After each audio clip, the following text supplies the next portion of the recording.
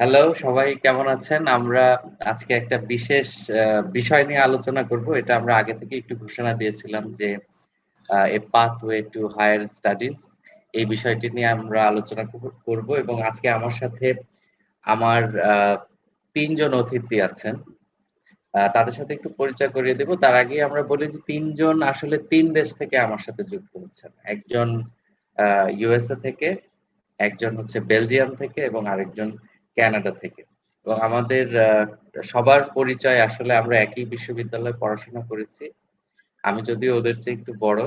আ এইজন্য আমার খুব সহজ হয়েছে ওদের সাথে যোগাযোগ করা এবং আ ওরা যে আজকে এসেছে আমি ৩ জনকেই বিশেষভাবে ধন্যবাদ জানাই এবং কৃতজ্ঞতা জানাই। আমি একজনকে দেখতে পাচ্ছি না এই মুহূর্তে স্ক্রিনে। যে দুজন আছে আমি সেই দুজনের সাথে ১ম এ আপনাদেরকে পরিচয় করিয়ে দেই। আমার সাথে আপনারা দেখতে পাচ্ছেন অন্নয় কে মুতাসিম আছেন। তিনি সাইমন ফ্রেজার ইউনিভার্সিটিতে মাস্টার্স করছেন। গ্র্যাজুয়েট স্টুডেন্ট তিনি। School of interactive arts and technology ডিপার্টমেন্টে তিনি পড়াশোনা করছেন। এছাড়া আরেকজন আছেন সজীব চক্রবর্তী।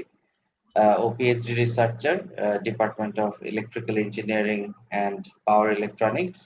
সজীবের ইউনিভার্সিটির নামটা খুব ডিফিকাল্ট। ইউরোপ তো।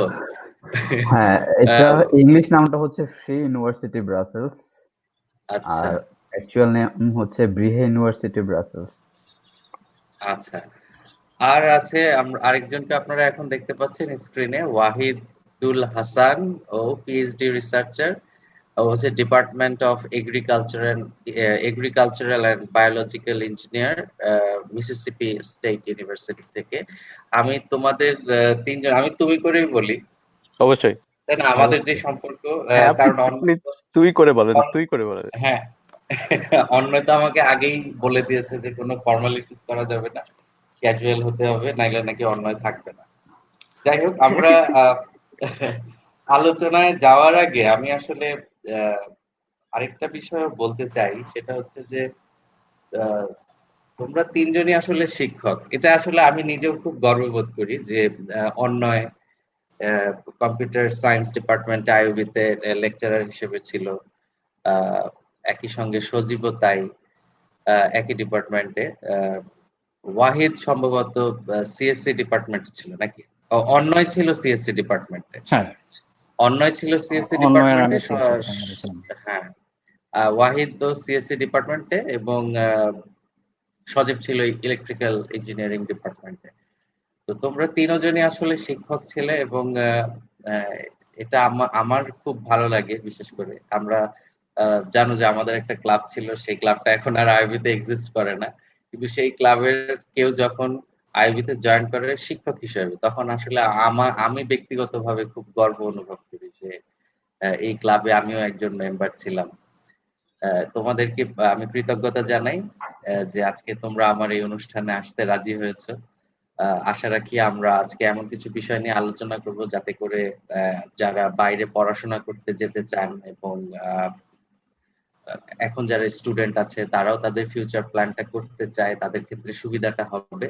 যেহেতু ৩টা দেশ নিয়ে আমরা আলোচনা করব, ৩টা দেশের মধ্যে একদম বলতে গেলে যে আমরা কিন্তু পুরো ইউরোপ কভার করতে পারবো এবং নর্থ আমেরিকা কভার করতে পারবো, রাইট? রাইট। আচ্ছা, রাইট। প্রশ্ন যাওয়ার আগে আমার একটা প্রশ্ন আছে, সেটা হচ্ছে আহ তোমরা তিনজনই শিক্ষক ছিলা, তোমরা কি ঠিক একইভাবে মানে স্টুডেন্টদেরকে প্যারা দিছিলা যেভাবে তোমরা প্যারা খাইছো? একই ভাবে না, আমাদের নিজেদের আলাদা স্টাইল ছিল ভাই, কিন্তু প্যারা দিয়েছি। আচ্ছা, কি সজীব কি না, সেম? প্যারার বিষয়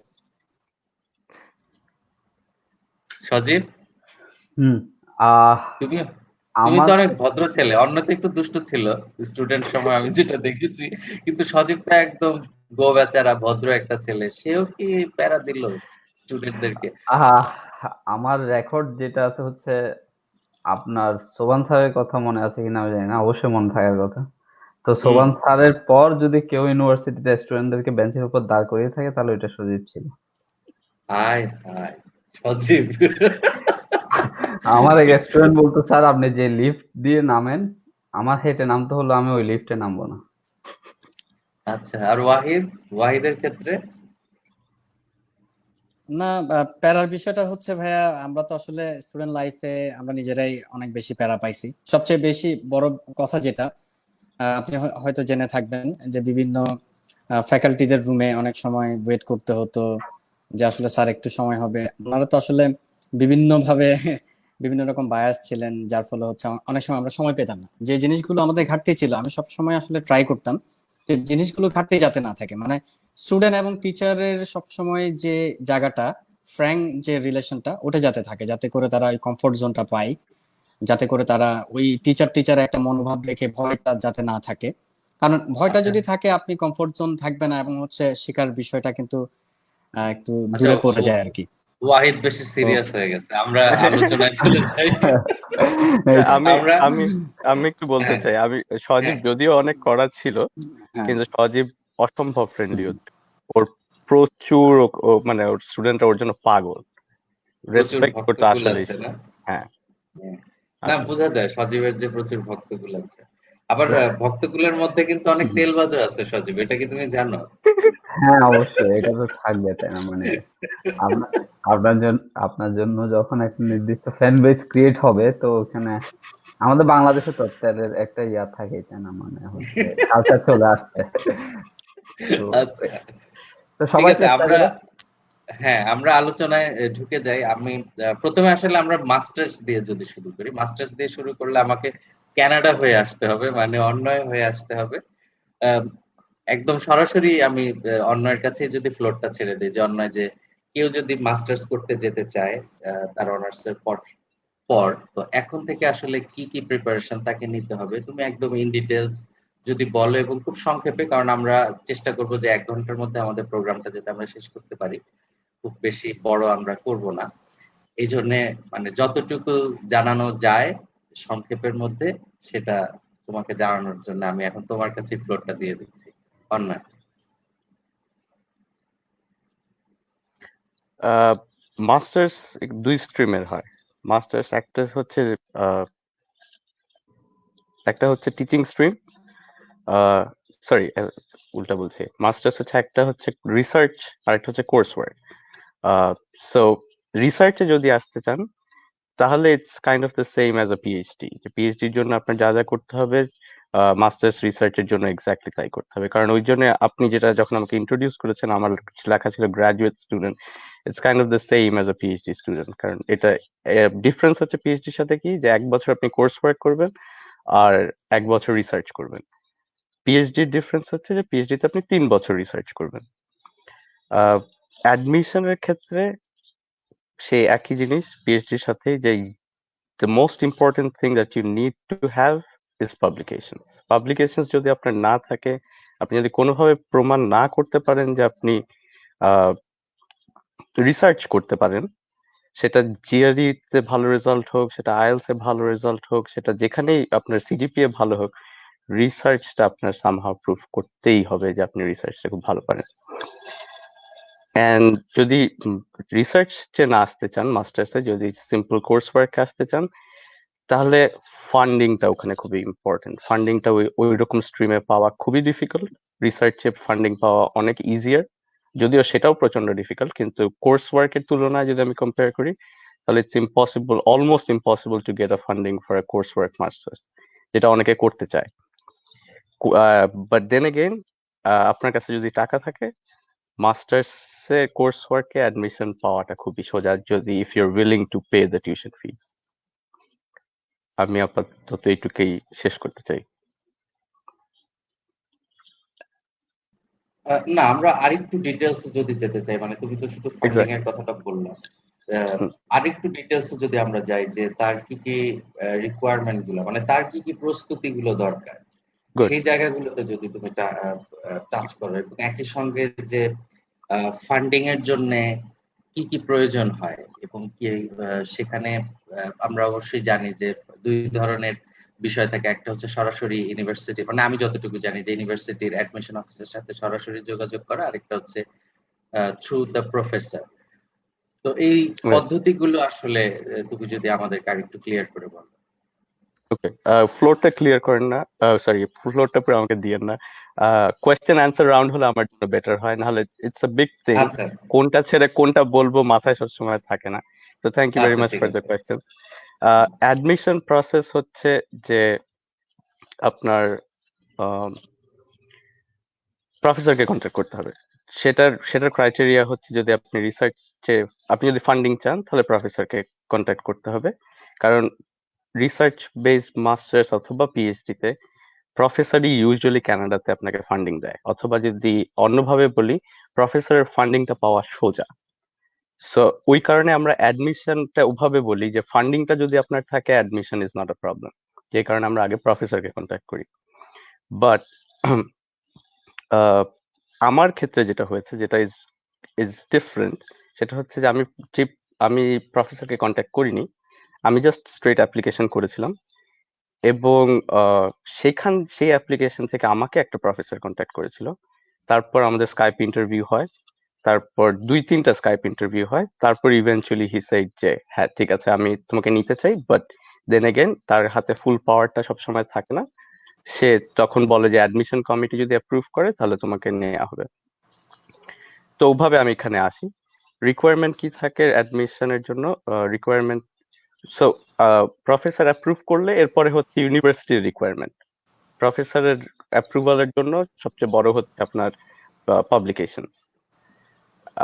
ইউনিভার্সিটির রিকোয়ারমেন্ট হচ্ছে জাস্ট লিখিত কিছু ডকুমেন্টস, সেটা খুব একটা কমপ্লিকেটেড না। Once professor says that he is okay with me, সেটা হচ্ছে যে আপনার আইএলস, আমাদের ডিপার্টমেন্টে আইএলস। এবং আমি ওয়ার্ডটা এমফেসাইজ করতে চাই, আমি কিন্তু ডিপার্টমেন্ট ইউজ করেছি, ইউনিভার্সিটি না। Department to department, programme to programme requirement. So আমাদের ডিপার্টমেন্টে হচ্ছে আইএলস, অবশ্যই আপনার সব transcripts and certificates, not just transcripts and certificates. And যদি আপনার কোনো এক্সট্রা অ্যাচিভমেন্ট থাকে, অ্যান্ড পাবলিকেশনস, রাইট, আপনার যা যা পাবলিকেশনস হয়েছে সেটার একটা লিঙ্ক হোক, সেটার একটা পিডিএফ ফরম্যাট হোক, যাই হোক। আর থাকে হচ্ছে মোটিভেশনাল লেটার। মোটিভেশনাল লেটারটাকে আমরা অনেক জায়গায় স্টেটমেন্ট অফ পারপাস বলি, অনেক জায়গায় ডিফারেন্ট নাম সেটাকে বলা হয়। মোটিভেশনাল লেটারটারও এক একটা ইউনিভার্সিটির এক একটা রিকোয়ারমেন্ট থাকে। কেউ বলে 1 পেজ, কেউ বলে 2 পেজ, কেউ বলে এত ওয়ার্ড, নট জাস্ট পেজেস, এত ওয়ার্ড। কারণ 2 পেজে আমি ফন্ট ছোট করে কিন্তু অনেকই লিখতে পারি যদি চাই, ফন্ট ছোট করে, মার্জিন ছোট করে। সো ওই হিসাবে সেই মোটিভেশন লেটারটাকে ফরম্যাট করা। অনেকে কিছুই বলে না, কিছুই যখন বলে না, যেসব ইউনিভার্সিটি আমি অনেক জায়গায় অ্যাপ্লাই করেছি, যেসব ইউনিভার্সিটি কিছুই বলে না, সেই সব জায়গায় আমি যতটা পারছি আর কি, 2 পেজের বেশি ইউজুয়ালি যেতে হয় না। 2 page is a bit too much. আমি 2 পেজই সাবমিট করেছিলাম। এগুলো হচ্ছে আপনার ইয়ের জন্য, ইউনিভার্সিটির জন্য। আমি কি কোনো কিছু স্কিপ করেছি? আরেকটা যদি আমি বলি যে প্রথম যে ধাপটা, যে প্রফেসরকে ইমেইল করা, সেই ইমেইলটা আসলে কিভাবে লিখতে হবে, এটা যদি সেই একটা ছোট্ট একটা ধারণা দাও। শিওর, সেই ইমেল এক একজনের এক এক ধরনের আইডিওলজি, বাট বেসিক্যালি সামারি হচ্ছে 2টা। একটা হচ্ছে আপনি একটা বড় ইমেল লিখবেন, অথবা হচ্ছে একটা খুবই ছোট ইমেল লিখবেন। আমার মনে পড়ে লাস্ট লাইভে সজীব বলেছিল ছোট ইমেল। ইউজুয়ালি সেটা একটা হিউজ পার্সেন্টেজ অফ পিপল সেটা প্রেফার করে। ধরেন যদি আমি পার্সেন্টেজ ভাগ করি 70-30, 70% মানুষ বিশ্বাস করে ছোট ইমেল। এবং এক্স্যাক্টলি যেটা সজীব বলেছিল সেটা কারেক্ট, প্রফেসর এত সময় নাই, প্রফেসর হার্ডলি আপনার ইমেল খুলবে। এবং প্রফেসরকে অ্যাট্রাক্ট করার জন্য আপনার সাবজেক্ট লাইনটা খুবই সুন্দর হতে হবে। প্রফেসর দিনে কম করে হলে 1000 ইমেল পায়, যে কোনো প্রফেসর এখানে। এবং 1000 ইমেল অনেক রিলেটেড স্টুডেন্টদের কাছ থেকেই যে তা না, ওর মাঝখানে আপনার ইমেলটা তার নোটিস করতে পারতে হবে। আপনার সাবজেক্ট লাইনটা খুব সুন্দর হতে হবে। কন্টেন্ট কি হলো সেটা পরের কথা, first of all subject.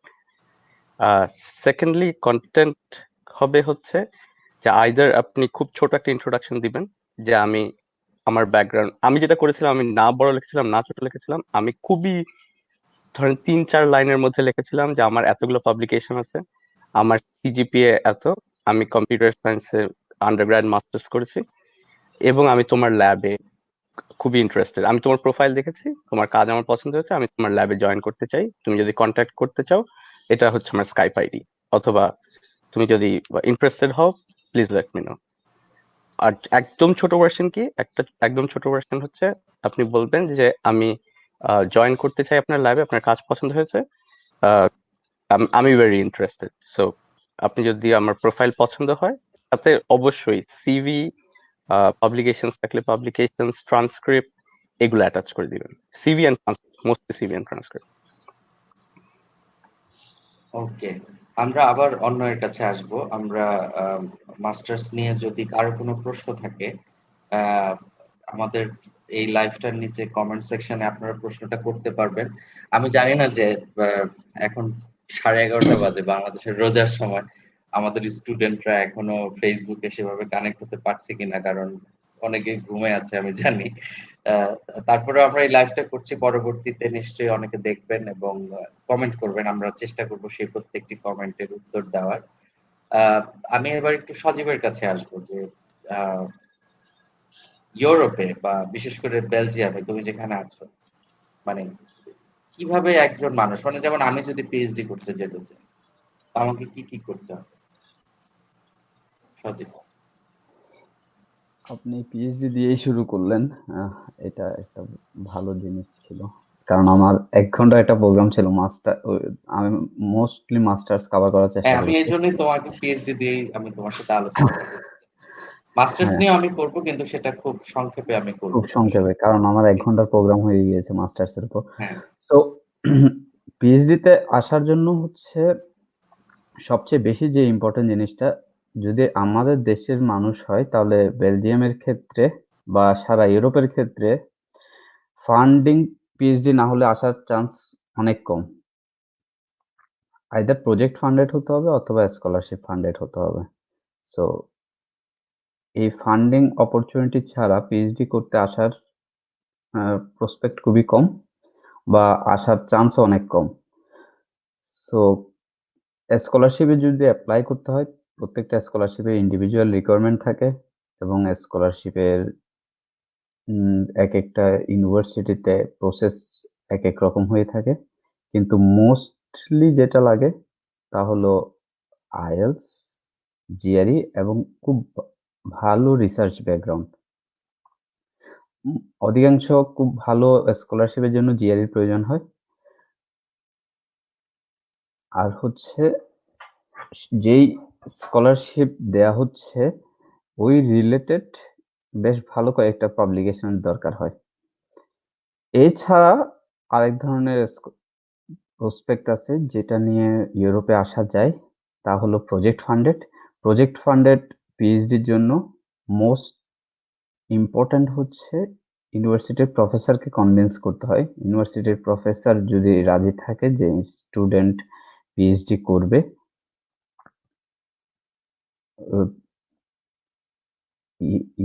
You প্রজেক্টে, তাহলে ওখানে আসাটা ইজি হয়ে যায়। সো প্রফেসর প্রফেসর ফান্ডেড পিএইচডির জন্য প্রথম রিকোয়ারমেন্ট হচ্ছে প্রফেসরকে কনভিন্স করতে হয়। প্রফেসর কনভিন্স হলে বাকি রিকোয়ারমেন্টটা হচ্ছে ইউনিভার্সিটি অ্যাডমিশনের জন্য যে যে রিকোয়ারমেন্ট ফুলফিল করা লাগে তা ফুলফিল করতে হয়। সো মোস্ট ইম্পর্ট্যান্ট ফ্যাক্টর আপনার হচ্ছে প্রজেক্ট ফান্ডেড পিএইচডির জন্য আপনাকে প্রফেসরের সাথে কন্ট্যাক্ট করতে হবে। প্রফেসরের সাথে কন্ট্যাক্ট করার পর প্রফেসর হয়তোবা ফুল বোর্ড বসে একটা আপনার স্কাইপ ইন্টারভিউ নেবে। স্কাইপ ইন্টারভিউ হওয়ার পর if you are selected you are allowed to come. So এই এখানে ক্ষেত্রে আপনার প্রজেক্ট ফান্ডেড পিএইচডির ক্ষেত্রে সবচেয়ে বেশি ইম্পর্টেন্ট হচ্ছে প্রফেসর, কারণ প্রফেসরের কাছে 100% ক্ষমতা থাকে যে স্টুডেন্টটাকে আনার জন্য। সেক্ষেত্রে রিকোয়ারমেন্ট গুলো খুব একটা বেশি ওয়েট ক্যারি করে না। ওয়েট ক্যারি করে না বলতে হচ্ছে আপনার রিকোয়ারমেন্ট তো ফুলফিল করতে হবে, সেক্ষেত্রে ও সময় দিবে আপনাকে যে 1 মাস 2 মাস 3 মাস তুমি সময় নাও, এই রিকোয়ারমেন্ট গুলো ফুলফিল করে আসো। কিন্তু পিএইচডি করার জন্য আপনাকে মাস্টার্স এবং ব্যাচেলর করা থাকতেই হবে। এই দুইটাতে সময় দেয়া, মানে এই দুইটাতে 1 মাস সময় বা 2 মাস সময় দিলে ফুলফিল করার কোনো চান্স নাই। কিন্তু আপনাকে বললো যে আইএলস এ হয়তো বা স্কোর লাগবে 7, তো আপনাকে 2 মাস সময় দিল বা 2 বার দিলেন 3 বার দিলেন। সো রিকোয়ারমেন্ট ফুলফিল হয়েই যায় যদি কেউ একবার প্রফেসরকে কনভিন্স করতে পারে। সো প্রফেসর সময় দেয় বা সময় নিয়ে রিকোয়ারমেন্ট ফুলফিল করে আসাটা ইজি হয়ে যায়। এখানে মানে তুমিও একই কথাটা বললা এবং অন্যও কিন্তু একই কথা বললো যে প্রফেসরকে আসলে প্রথমে প্রফেসরকে কনভিন্স করতে হবে। তো এখানে কি কোনো মানে সূত্র আছে প্রফেসরকে কনভিন্স করার জন্য? বিশেষ কোনো সূত্র আছে কিনা যেটা আমাদের একটা যারা বাইরে আসতে চায়? হ্যাঁ, অন্যয় বলো। একটা জিনিস যেটা কাজ করে সেটা হচ্ছে যে ওয়েবসাইট। ইন্টারেস্টিংলি মানে অনেক কিছুই কাজ করতে পারে, আমি বলছি না যে ওয়েবসাইট হলেই আপনার অ্যাডমিশন হয়ে গেল। প্রফেসররা পছন্দ করে যে ইউল হ্যাভ আ ওয়েবসাইট যেখানে তারা ক্লিক করেই দেখতে পারবে আপনার প্রোফাইলটা কুইকলি। তারা সিভি আচ্ছা। খুলতে হবে না। এক একজনের সিভি এক এক রকম ফরম্যাট হয়, সেটা পড়া ডিফিকাল্ট, এত সময় নাই প্রফেসরদের। সো ওয়েবসাইট থাকলে ওটা প্রফেসরদের জন্য ইজি হয় আপনাকে দেখা। এক্স্যাক্টলি। সজীবের কোনো টিপস? আমারও কথা হচ্ছে এটা, আমার সবচেয়ে বড় টিপস হচ্ছে concise your email. First email is your first impression and last impression that you will create with your professor. So আমার ফার্স্ট ইমেল হার্ডলি ছিল 4 লাইন, যে আমি আপনার রিসেন্ট পাবলিকেশন আমি কোট করে দিয়েছিলাম, এটা পড়েছি এবং এখানে আপনি এটা করতে চেয়েছেন। সো রেজাল্টটা ভালো, কিন্তু এটা আরো বেটার করা যায়। সো টেকনিক্যাল যদি কিছু বলা যায় প্রফেসরের রিসেন্ট পাবলিকেশন সম্পর্কে, ওইটা অ্যাবসলিউটলি। খুবই কাজ করে, তাহলে professor will have a very good idea that you have a good idea in that research field. So এরপর আমি আমার ওয়েবসাইটের লিঙ্ক দিয়ে দিয়েছিলাম এবং আমার খুব ভালো কয়েকটা ওয়েবসাইট ছিল, মানে ওয়েবসাইটের লিঙ্ক ছিল গুগল স্কলার, এবং আমি যেহেতু ফ্যাকাল্টি ছিলাম তারও একটা অ্যাডভান্টেজ ছিল যে আমার আইবিতে একটা প্রোফাইল ছিল যেটা আপডেট ছিল, এবং লিঙ্কডইনও হতে পারে খুব ভালো প্রোফাইল, কারণ লিঙ্কডইন প্রফেসরের লিঙ্কডইন থাকে কাজে, প্রফেসর জানে যে প্রোফাইল কতটা ভালো হয়। সো সবচেয়ে ইম্পর্টেন্ট হচ্ছে যে কোনো একটা প্রোফাইল বা দুইটা প্রোফাইল যদি খুব আপডেট রাখা যায় এবং সব ইনফরমেশন খুব ইজিলি যেন পোর্ট্রে করা যায় প্রফেসরের কাছে, এটাই হচ্ছে আমার জন্য, মানে আমার কথা মতো হচ্ছে নিয়ম অনুসারে সূত্র আর কি। এবং ইন দ্য মিন টাইম আমি আমার এখানে দেখেছি যারা স্কলারশিপ, যারা প্রজেক্ট ফান্ডেড পিএইচডি তে এসেছে, প্রফেসর কিভাবে স্ক্রুটিনি করে। আসলে ইমেলটা যদি পছন্দ না হয় প্রফেসর আর ওই সেকেন্ড ইমপ্রেশন দেওয়ার কোনো সুযোগই থাকে না সাধারণত। এক্স্যাক্টলি, প্রফেসরের কাছে একদিনে 100 থেকে 200 ইমেল আসে, তার মধ্যে আপনার একটা ইমেল যে আমি পিএইচডি পড়তে চাই ওইটা দেখার পসিবিলিটি বা ওইটা নিয়ে ফার্দার অ্যাপ্রোচ করার পসিবিলিটিটা আসলে খুবই কম, যদি ফার্স্ট ইমপ্রেশনটা খুব ভালো না হয়। কারণ কেউ যদি ধরো পিএইচডি করতে যেতে চায় সেই ক্ষেত্রে তার আগেই কি তার পিএইচডি প্রপোজালটা সে তৈরি করে রাখবে নাকি প্রফেসরের সাথে কন্ট্যাক্ট হওয়ার পরে সে ওটার কাজ শুরু করবে? একটা প্রপোজাল হাতে থাকলে ভালো হয়, কারণ প্রফেসর হয়তো বা সাথে সাথেই বলতে পারে তুমি আমাকে একটা প্রপোজাল পাঠাও। সো হাতে থাকাটা বেটার, যে কোনো কিছু নিয়ে একটা প্রপোজাল, অথবা প্রফেসর বলতে পারে তুমি অমুক বিষয়টা নিয়ে একটা প্রপোজাল লিখে আমাকে দাও। কিন্তু যদি বলে তুমি একটা প্রপোজাল আমাকে লিখে দাও, তাহলে 1 সপ্তাহের মধ্যে, তখন আপনার হাতে যদি কিছু না থাকে আসলে কিন্তু খুব টাফ। আর যদি একটা প্রপোজাল থাকে তাহলে আপনার একটা অভ্যাসও হয়ে যায় যে হ্যাঁ এইভাবে লিখতে হয়। প্রপোজালটা এটাও প্রমাণ করে আপনার রিসার্চ ক্যাপাবিলিটি। সো আপনি কতটা ইন ডেপথে প্রপোজ করছেন সেটাও কিন্তু তারা জাজ করে, নট পাবলিকেশন। আমাদের একটা কমেন্ট আসছে, আমি কমেন্টটা তোমাদেরকে একটু দেখাই।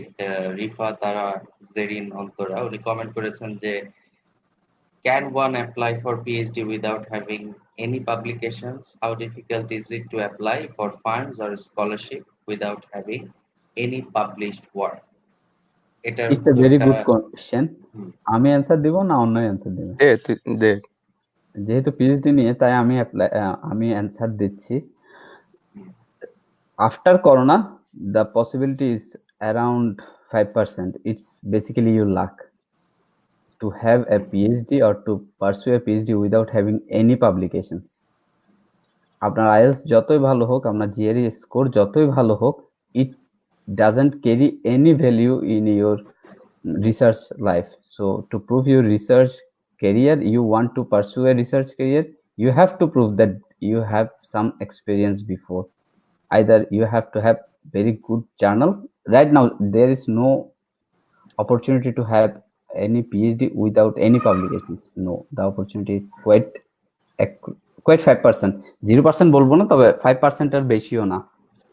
করোনা পরবর্তী পরিস্থিতিতে পাবলিকেশন ছাড়া হওয়ার চান্স খুবই ন্যারো, কারণ প্রফেসর আপনার একাডেমিক রেজাল্ট দিয়ে আপনাকে রিসার্চ করতে নিয়ে আসবে, এতটা রিস্ক প্রফেসর ইউরোপ অ্যাটলিস্ট নিবে না, আশা করি কোথাও নিবে না। গতকাল আমি একটা ভিডিও দেখেছিলাম রাগিব হাসানের, উনি বলেছে যে আগে জিআরই দিয়ে ইউএসএ আসা যেত, এখন অপরচুনিটিটা আরো ন্যারো হয়ে যাচ্ছে, এটা নিয়ে ওয়াহিদ ভাই বলবে।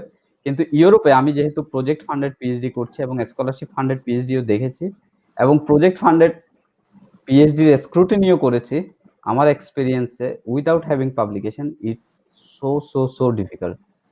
কারণ আপনার সিজিপিএ কত হতে পারে, 4/4, we get 100 of candidates those who have 4/4, so এটা দিয়ে আপনাকে আলাদা করার অপরচুনিটি খুবই কম। আরেকটা প্রশ্ন আসছে, আমরা একটু ওয়াহিদ ভাইয়ের সাথে করে নিতাম প্রশ্ন নেওয়ার আগে, তাহলে ওয়াহিদ ভাই জয়েন করতে পারতো। হ্যাঁ, যেহেতু দুটা প্রশ্ন আসছে, আমরা দুটা প্রশ্ন নিয়ে আমরা ওয়াহিদের কাছে যাচ্ছি। ওয়াহিদ তো মানে বিগ কান্ট্রিতে থাকছে, মানে ইউএসএ, মানে এটা একটা মানে স্বপ্ন মানুষের যে আমি ইউএসএ গিয়ে পড়াশোনা করব, কিন্তু ইউএসএ তো আসলে জিআরই বসায় দিয়ে এত বিপদে রেখেছে যে মানে জিআরইটাই পার করা সবচেয়ে কঠিন হয়ে দাঁড়িয়েছে অনেকের জন্য। যাই হোক, এই প্রশ্নটা আমরা একটু উত্তর দিয়ে নিই যে is it mandatory to complete MS beforehand to apply for PhD in Europe? Of course, 100%. From where you are completing masters it doesn't matter. আমি বাংলাদেশ থেকে ব্যাচেলার এবং মাস্টার্স কমপ্লিট করেছি, আপনি এশিয়া থেকে কমপ্লিট করতে পারেন, আপনার যে কন্টিনেন্টে আছেন, আপনি যেহেতু বাংলাদেশের থেকে প্রশ্নটা করেছেন, আপনি বাংলাদেশ থেকে যদি আপনার মাস্টার্স কমপ্লিট হয় এটা কোনো প্রবলেম না আপনার পিএইচডি শুরু করতে, but you need to have masters before you start your PhD. কারণ ইউরোপে মাস্টার্স লিডিং পিএইচডি বলতে কোনো পিএইচডি নেই। সো পিএইচডি শুরু করতে হলে আপনাকে ব্যাচেলর মাস্টার্স পাস করে তারপর আসতে হবে, এবং you have to have some publications the field you want to apply. কানাডায় সেটা ট্রু না, কানাডায় সেটা ট্রু না। Canada you can directly apply for PhD without having a masters. আমেরিকার জন্য সেম, এখানে আসলে সরাসরি ব্যাচেলর করে পিএইচডি করা যায়, এবং এটা মাস্টার্স লিডিং পিএইচডি হওয়াটা আসলে জরুরি না, ডিরেক্ট পিএইচডি করা যায়। আর একটা বিষয় কিন্তু হচ্ছে সেই ক্ষেত্রে তো ওয়াহিদ, আমি যতটুকু জানি আমেরিকার ক্ষেত্রে যে সেক্ষেত্রে যে যদি পিএইচডি 5 বছরের হয় তাহলে 2 বছর পার করার পরে কিন্তু মাস্টার্স এর একটা সার্টিফিকেট দেয় আমেরিকা। না, এটা ভাইয়া, হ্যাঁ, এটা নিয়ে বিস্তারিত আসলে আমি বলবো, মানে বিষয়টা কি। আর তার আগে হচ্ছে অফকোর্স আমরা এটা যাওয়ার আগে, কোয়েশ্চেনে যাওয়ার আগে আরো কিছু প্রিভিয়াস জিনিসে যায় আর কি। সেক্ষেত্রে অবশ্যই আপনি কোয়েশ্চেন যেটা করবেন সে অনুযায়ী আগে আমরা আগাই, তারপর আমি প্রশ্নে তোমার কাছে আমি এখনই আসবো। মানে তোমার কাছে আমি প্রথম আমার যে প্রশ্নটা সেটা হচ্ছে যে কানাডা বা তোমার ইউরোপ এইসব জায়গায় আমি যেসব এজেন্সি গুলো কাজ করে, আমি সব প্রায় ফেসবুকে আমার হোমে দেখি যে তাদের পোস্ট আসে যে অমুক কান্ট্রিতে উইদাউট আইএলস, কানাডায় উইদাউট আইএলস। আমি আজ পর্যন্ত, বিলিভ মি, আজ পর্যন্ত আমি দেখি নাই যে বলা হয়েছে যে ইউএস এর অমুক ইউনিভার্সিটি উইদাউট জিআরই বা উইদাউট টোফেল। মানে এটা কি জিআরইটা কি ইউএস এর সব ইউনিভার্সিটিতে একদম ম্যান্ডেটরি, মানে এটা ছাড়া কি কেউ যেতেই পারবে না? প্রথমত ভাই এটা বলার আগে আমি বলবো হচ্ছে জিআরই অনেক ইউনিভার্সিটি অনেক সাবজেক্টের জন্য ওয়েব করে, মানে এটা হচ্ছে সাবজেক্ট ওয়াইজ অনেক সাবজেক্টে ওয়েব করে, কিন্তু মেইন বিষয়টা হচ্ছে তারা এটা দেখবেন হচ্ছে হয়তো ম্যান্ডেটরি না কিন্তু preferable. So but majority case হচ্ছে জিআরইটা হচ্ছে ম্যান্ডেটরি, মানে এটা মেজরিটি ক্ষেত্রে আমার কিন্তু জিআরইটা দরকার। আদারওয়াইজ কিন্তু আসলে তারা যারাই বলে ওয়েব করে সেখানেও কিন্তু আপনি কম্পিটিশনে যখন যাবেন যারা অ্যাপ্লিক্যান্ট থাকবে ম্যাক্সিমামে কিন্তু জিআরই দিয়ে আসা, সেক্ষেত্রে যার জিআরই থাকবে না সে বাদ পড়ে যাওয়ার চান্সটা খুব বেশি আর কি।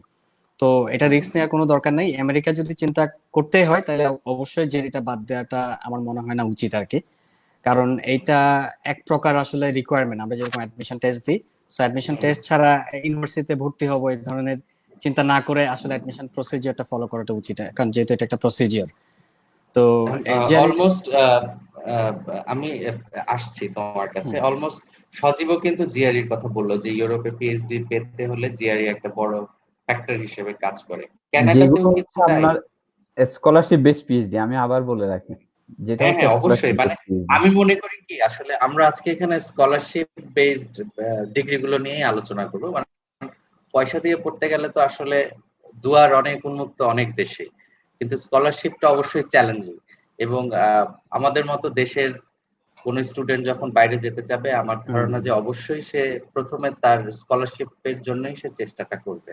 তো তাদের জন্যই যেহেতু আমাদের আজকের এই আয়োজনটা, তো আমরা স্কলারশিপের মধ্যেই থাকার চেষ্টা করব। ছোট্ট করে আমরা সেলফ ফান্ডিং এর বিষয়ে শেষে যদি আমাদের সময় থাকে আমরা সেই আলাপটা করব। আমি জানতে চাই যে মানে অন্যের কাছে জানতে চাই যে ইউরোপ এবং কানাডা দুটার ক্ষেত্রেই আমরা জানতে পারলাম যে জিআরই একটা বড় ফ্যাক্টর হিসেবে কাজ করে। কানাডাতেও নিশ্চয়ই জিআরই একটা বড় ফ্যাক্টর হিসেবে কাজ করে, কিন্তু একমাত্র ফ্যাক্টর হিসেবে কি কাজ করবে কিনা, মানে আমি কানাডাতে জিআরই বড় ফ্যাক্টর হিসেবে কাজ করে না, আমি জিআরই দেই নাই কখনো। অ্যান্ড এটা অবশ্যই আমার বলতে হবে, এটা ওই যে ওয়াহিদ ভাই যেটা বললো, প্রোগ্রাম টু প্রোগ্রাম ডিফার করে, আপনি কোন সাবজেক্টে অ্যাপ্লাই করছেন সেটার উপর ডিপেন্ড করবে। আচ্ছা, এবার ওয়াহিদের কাছে আমি আসি যে তার মানে আমেরিকাতে যাওয়ার আগে অবশ্যই মানে যেই সিদ্ধান্ত নেবে যে আমি ইউএসএ তে যাব, তাকে অবশ্যই আগে জিআরই প্রিপারেশনটা নিতে হবে।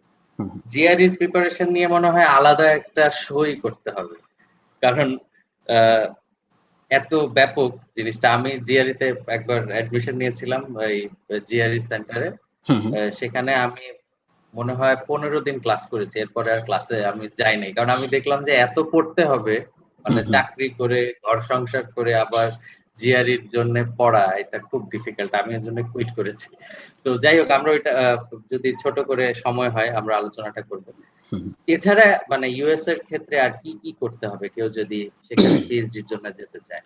ইউএস এর ক্ষেত্রে যে আরেকটা বিষয় আমি তোমাকে একসাথে আমি দুটো প্রশ্ন করে রাখি, সেটা হচ্ছে তোমার ব্যাকগ্রাউন্ড কিন্তু ইলেকট্রিক্যাল ইঞ্জিনিয়ারিং, তাই না? কিন্তু আমি দেখলাম যে তুমি এগ্রিকালচারালে সুইচ করেছো। তো এটা কতটা মানে সহজ বা কতটা কঠিন যে একটা ট্র্যাক থেকে আরেকটা ট্র্যাকে গিয়ে পিএইচডি করা, সেটা কিভাবে তুমি তোমার পক্ষে পসিবল হলো? এই এক্সপেরিয়েন্সটাও যদি তুমি মানে ইউএস এর রিকোয়ারমেন্ট গুলো আলোচনা করার পরে যদি এক্সপেরিয়েন্সটাও আমাদের সাথে একটু শেয়ার করো, তাহলে অনেকের আমার মনে হয় উপকার হবে। আচ্ছা, প্রথম কথা, হ্যাঁ থ্যাংক ইউ ভাইয়া। প্রথম কথা হচ্ছে ইউএস এর ক্ষেত্রে আমি যেটা বলবো, প্রিলিমিনারি একটা রিসার্চের বিষয় আছে, যেটা হচ্ছে এটা সাবজেক্ট ওয়াইজ না।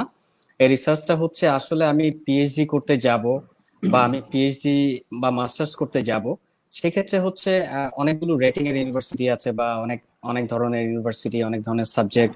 তো এগুলো হচ্ছে প্রিলিমিনারি সিলেকশনে থাকাটা হচ্ছে জরুরি, যে আমি কি সাবজেক্ট পড়তে চাচ্ছি বা কোন ইউনিভার্সিটি গুলো আমার সিলেকশনে থাকবে, ওই ধরনের একটা লিস্ট করে রাখাটা প্রথমে হচ্ছে দরকার। এবং সেই ইউনিভার্সিটি ওয়াইজ তাদের রিকোয়ারমেন্টটা কি, কারণ সকল ইউনিভার্সিটি কিন্তু ওই যে অন্য একটু আগে বললো ডিপার্টমেন্ট টু ডিপার্টমেন্ট কিন্তু আইএলস বা এই ধরনের রিকোয়ারমেন্ট গুলো ভ্যারি করে। সো অনেক ইউনিভার্সিটি কিন্তু আপনার দেখা যায় কি, ফর এক্সাম্পল কর্নেল ইউনিভার্সিটি টোফেলের কোয়ালিফিকেশন একটা, বা আমি যে ইউনিভার্সিটি আছি তার একটা, সেম হবে না। তো এটা হচ্ছে ইউনিভার্সিটি টু ইউনিভার্সিটি ভ্যারি করে, ডিপার্টমেন্ট টু ডিপার্টমেন্ট ভ্যারি করে। সো ইনিশিয়াল রিসার্চটা এই কারণেই প্রয়োজন যে আপনি কোন লেভেলের ইউনিভার্সিটিতে যাবেন এবং আপনার সে অনুযায়ী আপনার কোয়ালিফিকেশনটা কি। আর যে বিষয়টা হচ্ছে এখানে ম্যান্ডেটরি যে দুইটা জিনিস, একটা হচ্ছে ল্যাঙ্গুয়েজ রিকোয়ারমেন্ট আইএলটিএস বা টোফেল, এবং হচ্ছে অফকোর্স যে আমরা জিআরইটা তো অ্যাপটিটিউড টেস্ট হিসাবে মানে রিকোয়ারমেন্ট হিসাবে এটা দরকার।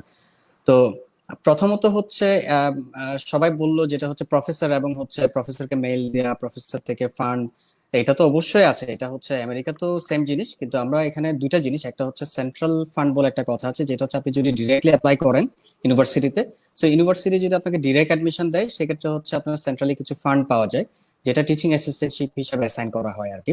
সেক্ষেত্রে আপনার টিউশনটা কভার হয়ে যায়। আর আরেকটা বিষয় হচ্ছে আপনার যদি আপনি সামহাউ প্রফেসরকে ম্যানেজ করতে পারেন, সো প্রফেসর ম্যানেজ করতে পারলে যেটা হয়, আপনি সরাসরি একটা ভালো একটা ফান্ড নিয়ে আপনি আসলেন এবং হচ্ছে আপনার ফুল টিউশনস এবং গুড একটা স্টাইপেন্ড আপনি নিয়ে আসতেছেন। তো এই দুইটা বিষয় কিন্তু আলাদা আলাদা বিষয় আর কি। তো যদি প্রফেসরের বিষয়টা ধরে, আমি যেভাবে আসছি, আমি কিন্তু একটা প্রফেসরকে ম্যানেজ করেই তারপর এখানে আসছি। প্রফেসরের বিষয়টা হচ্ছে যখন আমি প্রফেসরের সাথে কথা বলি, প্রফেসরের কিছু কাজ এবং হচ্ছে আমার কিছু কাজ সম্পূর্ণ তো একই হবে না, বেশ কিছু কাজে হচ্ছে রিলেভেন্ট অনেক কিছুই পাওয়া যায়। তো যার ফলে হচ্ছে আমি প্রপোজ করি হচ্ছে এই রিলেভেন্ট কাজগুলোকে তো আরো প্রসিড করা যায় যদি আমরা এটা ইন্টিগ্রেট করতে পারি। ইন্টিগ্রেশন কিন্তু একটা বড় একটা বিষয় আর কি। আপনি যখনই আপনি তাকে দেখাতে পারবেন আপনার সেই কোয়ালিটিটা আছে বা আপনি ক্যাপাবল সামহাউ যে আপনি ইন্টিগ্রেট করতে পারবেন, এটা কিন্তু তারা খুব বেশ পছন্দ করে আর কি। কারণ তারা কিন্তু আপনাকে দূর থেকে বিচার করতে পারবে না, বা আপনার কতটুকু কোয়ালিটি আছে, কতটুকু আপনি প্রোগ্রামিং নলেজ আপনার আছে। তো আপনার ইনিশিয়াল রিসার্চটা যদি আপনার বেটার থাকে, সেটা আমি পাবলিকেশন বলছি না, উইদাউট পাবলিকেশনও কিন্তু অনেকে ফুল ফান্ডেড পিএইচডি তে আসে আমেরিকাতে। আর আমার কোনো পাবলিকেশন নাই, তাও কিন্তু অনেকে আসছে। কারণ এটা হচ্ছে আপনার স্কিলটা আপনি দেখাইতে পারতেছেন প্রফেসরকে, আপনি আপনার প্রেজেন্টেশন কোয়ালিটিটা ওইভাবে আপনি শো করছেন। তো এখানে কিন্তু প্রেজেন্টেশন কোয়ালিটিটা অনেক বড় একটা বিষয়। যখন আপনি দেখাচ্ছেন প্রফেসর কোন একটা কাজ করছে, সেই কাজে আপনারও একটা ক্যাপাবিলিটি আছে, এবং সেই সাথে আপনি প্রপোজ করতেছেন যে আমার প্রপোজালটা হচ্ছে এটা, আপনার কাজের জিনিসটার সাথে অনেকটাই রিলেভেন্ট। তখন সে আসলে বিচার করবে আসলে কতটুকু রিলেভেন্ট, কতটুকু রিলেভেন্ট না। সেক্ষেত্রে অনেকটা ইজি হয়ে যায় আপনার সাথে তার কমিউনিকেশনটা বাড়ানো। যত বেশি কমিউনিকেশন বাড়বে, তত বেশি আপনার পসিবিলিটিসটা বেড়ে যাবে, কারণ অনেকগুলো ক্যান্ডিডেট কিন্তু এট এ টাইম অ্যাপ্লাই করে, সেখান থেকে একজন বা দুইজনকে তারা পিক করে নেয়। তো আমার মতে হচ্ছে খুব অধিক ডিপে না গিয়ে হচ্ছে আসলে খুব প্রিলিমিনারি রিসার্চ গুলো যদি বেটার থাকে, আমার মনে হয় খুব ইজি আর কি, সেটা পিএইচডি হোক বা মাস্টার্স হোক। আমি আর আরেকটা কোয়েশ্চেন আপনি করেছেন, সেটা হচ্ছে ট্র্যাক চেঞ্জের বিষয়টা।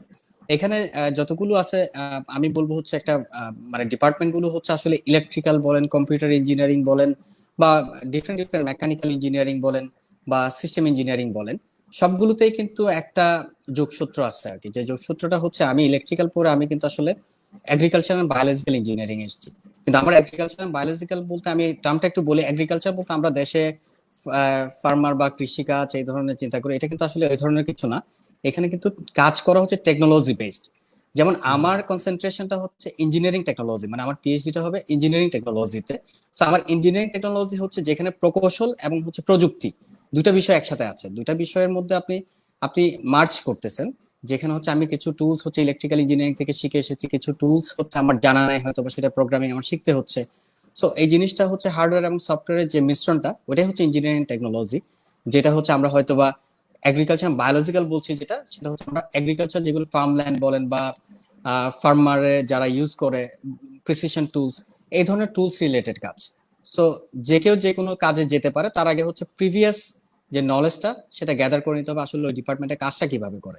এগ্রিকালচার বলছি, আসলে এগ্রিকালচার কাজটা কিভাবে করে, বা আমার এটার পূর্ববর্তী কোনো ধরনের স্কিল আছে কিনা।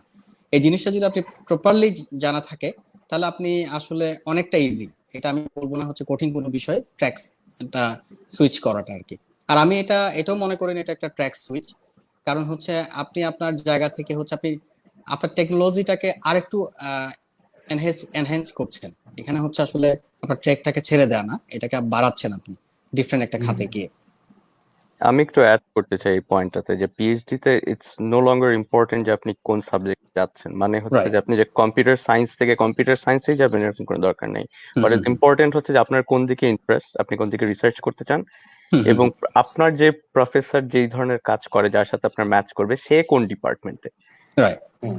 ওই ডিপার্টমেন্টে আপনি অ্যাপ্লাই করবেন। যেমন আমি school of interactive arts and technology, যদিও টেকনোলজি আছে, আমার স্কুলে সব ধরনের কাজ হয়, মেডিসিন থেকে শুরু করে পেইন্টিং থেকে শুরু করে সব ধরনের কাজ হয়, arts and technology. So depend করে না সাবজেক্টের নাম কি, ডিপেন্ড করে প্রফেসর এন্ড আপনার ম্যাচ করছে কি টপিক অফ ইন্টারেস্ট নিয়ে। হুম রাইট। ওয়াহিদ, আরো যদি কিছু অ্যাড করার থাকে। না, এটাই অন্য যেটা বলছে, আমি সেই সাথে এই জিনিসটা অ্যাড করতে চাই। আসলে মেন বিষয়টা হচ্ছে আপনার প্যাশনটা কি, আপনার যে কাজটা আপনি করেছেন ওইটার সাথে কি আসলে কতটুকু যুক্তিযুক্ত আসলে প্রফেসরের কাজটা। কারণ আমার ডিপার্টমেন্টও কিন্তু সেম, সেখানে কিন্তু আসলে অনেক ধরনের আপনার ভেটেরিনারি সায়েন্স বা ডিফারেন্ট ডিফারেন্ট সায়েন্স ওয়ার্ক আছে, সাথে টেকনোলজির অনেকগুলো কাজ আছে। তো এখানে হচ্ছে আসলে দেখা যায় কি, আমার ল্যাবে হচ্ছে মেকানিক্যালের স্টুডেন্ট আছে, আমার ল্যাবে ইলেকট্রিক্যালের স্টুডেন্ট আছে, আমার ল্যাবে ম্যাথমেটিক্স এর স্টুডেন্ট আছে, কারণ সবগুলোই কিন্তু দরকার এখানে।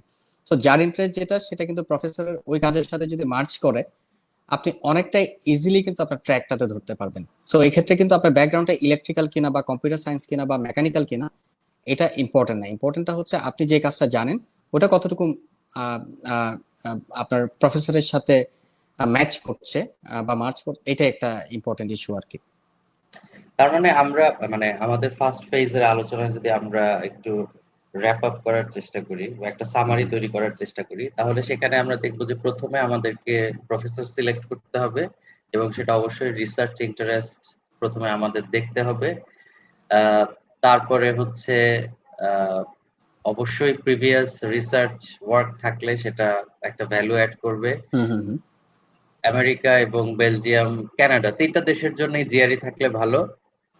আমেরিকার জন্য সেটা ম্যান্ডেটরি যদি আমরা ধরে নেই। আইএলস ৩ দেশের জন্য লাগবে, এখানে কোনো অপশন নাই। আইএলস এর স্কোরটা কত লাগবে যদি আমরা ৩ দেশের জন্য আলাদা আলাদা ভাবে বলি? অর্ণয়? হ্যাঁ, আহ, তিনো দেশের জন্যই আমি একবারে উত্তর দিতে পারি। এক এক ডিপার্টমেন্টের এক একটা চয়েস। ডিপার্টমেন্ট, আচ্ছা, আবারও বলছি ডিপার্টমেন্ট, কিন্তু একটা ইউনিভার্সিটি না। মিনিমাম রিকোয়ারমেন্ট তো থাকে, মিনিমাম সেটা রিকোয়ারমেন্ট যদি মোটামুটি ভালো ইউনিভার্সিটি হয় 6.5। অনেকের পয়েন্টটা। অনেকের বলে দেয় যে টোটাল এভারেজে 6.5, কিন্তু হয়তো বা স্পিকিং এ 7 লাগবে অথবা রাইটিং এ 7 লাগবে, এরকমও ক্রাইটেরিয়া থাকে অনেকে। ইউজুয়ালি সেফেস্ট হচ্ছে যদি আপনার 7 থাকে, সেটা মোটামুটি সব ইউনিভার্সিটি সেটা একসেপ্ট করে।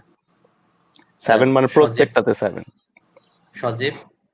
আমি আইএলস নিয়ে বলার আগে একটা কথা বলি। আমি কিন্তু দুই রকম পিএইচডির কথা বলেছি, একটা হচ্ছে স্কলারশিপ, একটা হচ্ছে project funded. So scholarship PhD যদি হয় তাহলে 7 লাগবেই, রিকোয়ারমেন্টেই 7 থেকে শুরু হয়, কারণ স্কলারশিপ গুলো আর খুবই প্রজেক্ট? অল্প থাকে ইউরোপে, এবং খুব ভালো অ্যামাউন্টের স্কলারশিপ থাকে এবং অপরচুনিটি অনেক বেশি থাকে। এবং সে যেহেতু কোনো ইনলাইন প্রজেক্টে বা ইউ প্রজেক্টে কাজ করবে না বা ইন হাউস নলেজ বিল্ড করতে কাজ করবে না, নিজের স্কলারশিপে পড়বে, তাই রিকোয়ারমেন্ট খুবই হাই থাকে। অনেক ক্ষেত্রে জিআই থাকে, অনেক ক্ষেত্রে থাকে না। যদি খুব ভালো ইউনিভার্সিটি হয় লাইক কেইউ লুভেন, ইটিএস, জুরিক, এদের ক্ষেত্রে 8ও থাকে। জুরিকে 8-এর নিচে নেওয়া হয় না সাধারণত আইএলস এর স্কোর, এবং ওদের জিআরই লাগবেই ম্যান্ডেটরি এই ধরনের ইউনিভার্সিটিগুলোর স্কলারশিপে। যদি প্রজেক্ট ফান্ডেড হয় সেক্ষেত্রে কিছু ইন্টারেস্টিং কথা আছে। প্রজেক্ট ফান্ডেড হলে নাম্বার 1 সবকিছু ইউনিভার্সিটির প্রফেসরের উপর ডিপেন্ড করে। সো যেমন হচ্ছে আইএলস তখন 6.5, যেটা হচ্ছে রিকোয়ারমেন্ট, যে আমি যদি ওন ফান্ডে পড়তে যাই তাহলে যে রিকোয়ারমেন্ট আর হচ্ছে প্রজেক্ট ফান্ডের রিকোয়ারমেন্ট একই, কারণ হচ্ছে তখন আপনাকে অ্যাডমিশন রিকোয়ারমেন্ট ফিল আপ করতে হবে, অন্যান্য কোনো রিকোয়ারমেন্ট না। ওই ক্ষেত্রে পুরোটাই ডিপেন্ড করে আপনি যেই ল্যাবে আসছেন ওই ল্যাবের প্রফেসরের উপর এবং ওই ল্যাবের বডির উপর, যে মানে ওদের তো একটা ইউনিভার্সিটি অ্যাডমিশন বডি থাকে যারা স্কাইপ ইন্টারভিউ নিবে আপনার হচ্ছে প্রজেক্ট ফান্ডের পিএইচডির ক্ষেত্রে। ওখানে পোস্টডক থাকবে, পিএইচডিরা থাকবে, যে রিসার্চে কাজ করবে, যে প্রফেসরের সাথে যারা যারা প্রজেক্টটা লিখেছে সবাই থাকবে। সো ওই ক্ষেত্রে মেইন কাজটাই হচ্ছে আপনার অ্যাডমিশন নিতে পারাটা। সো আইএলস স্কোর এখানে 6 to 6.5 এর বেশি লাগে না সাধারণত, আর জিআরই আমার দরকারই হয় না। আচ্ছা, আমাকে একজন ইনবক্সে একটা মেসেজ দিয়েছেন। মেসেজে উনি জানতে চাচ্ছেন আর কি যে বেলজিয়ামে ফান্ডেড মাস্টার্স এর ইনফোটা জানান। এখন তুমি দুই ভাবেই বলতে পারো, মানে সেলফ ফান্ডেড হলে সেটা কত খরচ পড়তে পারে, আর যদি ফান্ডেড স্কলারশিপের জন্য কেউ অ্যাপ্লাই করে সেটা কিভাবে করবে, যদি আহ, সংক্ষেপে বলো। বেলজিয়ামের জন্য সাধারণত কোনো ফান্ড নাই। পুরো ইউর ফান্ড হচ্ছে মাস্টার্সের জন্য একটাই, এটা হচ্ছে ইরাসমাস মুন্ডাস। এছাড়া যে স্কলারশিপ গুলো ইন্ডিভিজুয়াল আছে অধিকাংশ স্কলারশিপ হচ্ছে ইউর নিজেদের সিটিজেনের জন্য। আচ্ছা, সো ওই ধরনের আর কি ইরাসমাস মুন্ডাস ছাড়া আর কি স্কলারশিপ আছে ওইটা খুঁজে বের করাটা অনেক ডিফিকাল্ট, যে বাংলাদেশের জন্য ইরাসমাস মুন্ডাস ছাড়া কোন স্কলারশিপ আছে। সো এবং যদি থাকেও ওদের রিকোয়ারমেন্ট অনেক বেশি থাকবে। সাধারণত আইএলটিএস এর স্কোর লাগবে 8 বা জিআরই দিয়ে আসতে হবে ওই ধরনের স্কলারশিপ গুলোর জন্য, যেগুলো ইরাসমাস মুন্ডাস না। তো সবচেয়ে ইজিয়েস্ট এবং সবচেয়ে বেশি থাকে যে অপরচুনিটিটা ওইটা হচ্ছে ইরাসমাস মুন্ডাস বাংলাদেশের স্টুডেন্টদের জন্য, এবং খুব ভালো ফান্ডেড থাকে। সো এটা একটা ওয়ে হতে পারে। আর যদি নিজের ফান্ডে আসতে চাই তাহলে ইউরোপে পড়ার খরচ যদি টেকনিক্যাল সাইডে হয়, ইঞ্জিনিয়ারিং বা কমিউনিকেশন, মিডিয়া এন্ড কমিউনিকেশন, এই ধরনের ক্ষেত্রে আপনার টিউশন ফিস খুবই অল্প হয়। যদি জার্মানি হয় তাহলে জিরোর কাছাকাছি, প্রায় 400 থেকে 500 ইউরো পার সেশন। সো সেশন থাকে সাধারণত 2টা, তার মানে হচ্ছে 1000 ইউরো। আর বেলজিয়ামে খরচ পড়ে হচ্ছে 800 ইউরো পার সেশন। সো সেশন হচ্ছে 2টা, তার মানে 1600 ইউরো। সাথে আরো 100-200 অন্যান্য ফিস মিলে 1800 থেকে 2000 ইউরোর প্যাকেজ থাকে। সো 2000 ইউরো বাংলাদেশি টাকায় যদি আমরা কনভার্ট করি 2 লাখ টাকা, যেটা খুবই কম। এটা কি বছরে? ফুল কোর্স ও ফুল কোর্স। বছরে হচ্ছে 800 ইউরো। ও অ্যান্ড তাহলে মানে লিভিং লিভিং কস্ট কত আসতে পারে? লিভিং কস্ট আপনি যখন সেলফ ফান্ডিং এ আসবেন, তো আমি আশা করি যে আপনি কষ্ট করার জন্য মানসিকভাবে প্রস্তুত। আপনি অনেকের সাথে রুম শেয়ার করে থাকবেন, আলাদা রুমে থাকবেন না, সেক্ষেত্রে 200 ইউরো একটা রুম ভাড়া। আর 200 ইউরো হচ্ছে আপনার খাওয়া খরচ এবং ট্রান্সপোর্টেশন কস্ট। 400 ইউরোর বেশি লাগার কথা না যদি আপনি খুব মানে তাও স্ট্যান্ডার্ড। 500 ইউরো যদি ধরি, হ্যাঁ, এটা যদি হচ্ছে 500 ইউরো মাসে ধরি, আমার 500 500 ইউরো ইউরো লাগবে। লাগবে। মাসে 500 ইউরো। হ্যাঁ, এবং একটা কথা বলে রাখি, মাস্টার্স যদি কেউ করতে আসে তাহলে যদি সে ম্যারিড হয়ে থাকে, স্পাউস নিয়ে আসার সম্ভাবনা কিন্তু এখন খুবই কম। ও মানে ওখানে আবার রেস্ট্রিকশন দিয়ে রেখেছে। হ্যাঁ, ইভেন পিএইচডি তে স্পাউস সাথে সাথে নিয়ে আসা যায় না। আমার ওয়াইফ আমাকে জয়েন করেছে 5 মাস পরে, এবং আমার পরে যে বাংলাদেশি কলিগ এসেছে তার লেগেছে 10 মাস। তো মাস্টার্স করতে আসলে যদি 14-15 মাস লাগে, ততদিনে তো যদি সে মাস্টার্স কমপ্লিট করার থাকে, তো ওইটা কমপ্লিট হয়ে যাওয়ার কথা, মানে কাছাকাছি থাকার কথা যে মাস্টার্স কমপ্লিট হয়ে যাচ্ছে। So it's not a easy job to manage visa for spouse, কারণ হচ্ছে সেলফ ফান্ডিং এ স্পাউস ভিসা ম্যানেজ করা আসলেই টাফ, খুবই টাফ। এবং এক্ষেত্রে বাংলাদেশ এমবাসিও হেল্প করতে চাইলেও করতে পারার সম্ভাবনা কম। আচ্ছা আচ্ছা, আর আমি আরেকটা বিষয় আসি, সেটা হচ্ছে যে তোমরা তোমাদের কথার মধ্যেই বলেছো যে মোটিভেশনাল লেটার লিখতে হবে, তাই না? মানে যখন প্রক্রিয়াটা আমরা হুম, শুরু করব, অ্যাপ্লাই করার সময় সবারই একটা মোটিভেশনাল লেটার লাগবে। 3টা দেশেরই কিন্তু লাগছে, তাই তো? হ্যাঁ, আমেরিকা, কানাডা, বেলজিয়াম বা যেই দেশেই হোক, আমার মনে হয় এটা অনেক ম্যান্ডেটরি একটা জিনিস।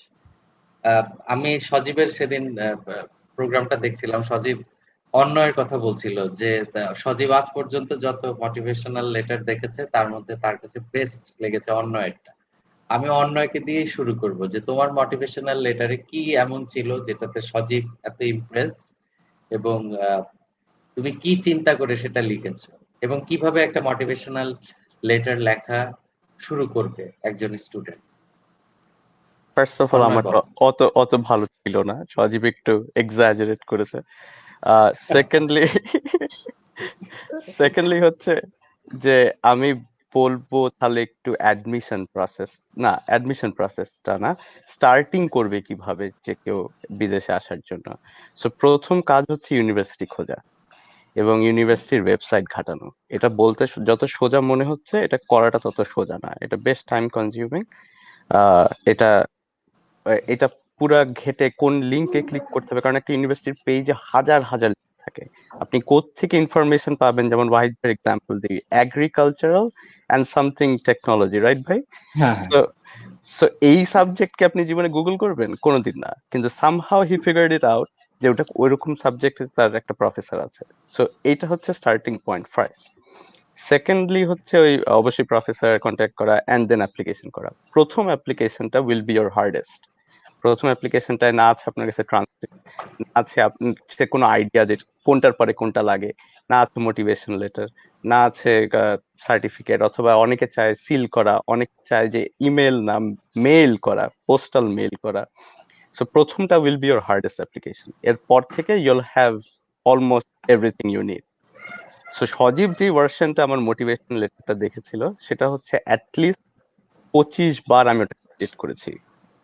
25 বার বলতে কি, যে আমি একবার কমপ্লিট করে একটা ইউনিভার্সিটিতে অ্যাপ্লাই করেছি, করার পরে আমি এরকম আরো 25 বার কমপ্লিট করেছি। অল্প অল্প আপডেট না, কিন্তু আরো 25 বার আমি কমপ্লিট করেছি। সো মোটিভেশন লেটারটা ফার্স্ট আপনি একটা ড্রাফট দিয়ে শুরু করবেন। ড্রাফট দিয়ে শুরু করে ওটাকে আস্তে আস্তে ইমপ্রুভ হয়। পরে মনে হবে যে আচ্ছা, আমি কথাটা এইভাবে না লিখে যদি ওভাবে লিখতাম, তাহলে একটা মানুষের সেটা শুনতে ভালো লাগতো। এই কথাটা আমি আগে, এই প্যারাটা আগে না দিয়ে এই প্যারাটা পরে দেই। অনেকের রেস্ট্রিকশন থাকে যে না 1 পেজ হতে হবে, অনেকের রেস্ট্রিকশন থাকে 500 ওয়ার্ড হতে হবে। জাস্ট অ্যান এক্সাম্পল, 500 ওয়ার্ডটা আমার ঠিক খেয়াল নাই, কোনো একটা রেস্ট্রিকশন থাকে আর কি। হুম। তো সেই অনুযায়ী আপনার আবার এখানে ইম্প্রোভাইজ করতে হয় যে আমার এই কথাটা সবচেয়ে ইম্পর্টেন্ট, ওই কথাটা ইম্পর্টেন্ট না। সো ওই হিসাবে একটা পর্যায়ে একটু মোটামুটি হয়েছিল আর কি। সজীব যেভাবে বলছে ওরকম কিছুই না।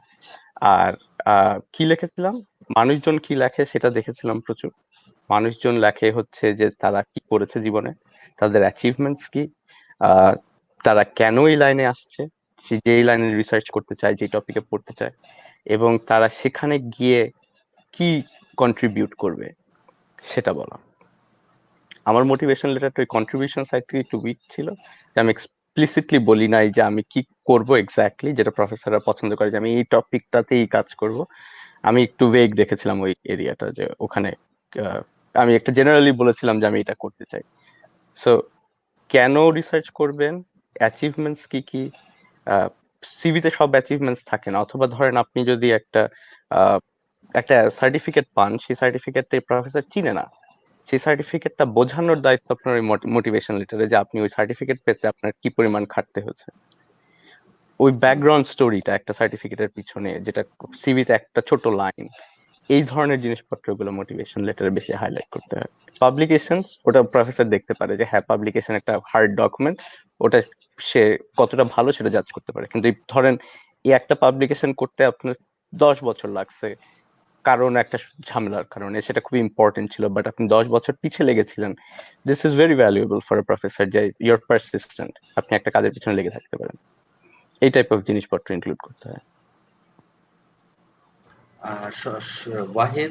ওয়াহিদের ক্ষেত্রে কি ছিল? হ্যাঁ, এখানে তো আসলে ইনিশিয়ালি যদি বলতে হয়, একটা স্টুডেন্ট যখন সেলফ প্রিপারেশন নেবে, যে সমস্ত জিনিসগুলো থাকা দরকার তার মধ্যে হচ্ছে অবশ্যই তার ট্রান্সক্রিপ্ট সার্টিফিকেটস গুলো মানে আগে রেডি রাখতে হবে। আর সিল্ডে যে বিষয়টা মেইল করতে হয় আর কি, মানে সরাসরি আপনি বাংলাদেশ থেকে মেইল করে ওই ইউনিভার্সিটি অ্যাড্রেসে, আমারও যেটা করতে হয়েছিল, এখানে ম্যাক্সিমাম ইউনিভার্সিটিতে চাই আপনি মেইল করে পাঠাবেন। সো এটা তো আছে, সাথে হচ্ছে আরেকটা ইম্পর্টেন্ট যে বিষয়টা সবাই একটু মিস করে গেল কিনা আমি জানি না, সেটা হচ্ছে এলওআর, লেটার অফ রিকমেন্ডেশন। এটা কিন্তু অনেক একটা ইম্পর্টেন্ট ইস্যু, যেটা হচ্ছে এটার উপর বেস করে এটাও কিন্তু একটা ভালো একটা ওয়েট ক্যারি করে।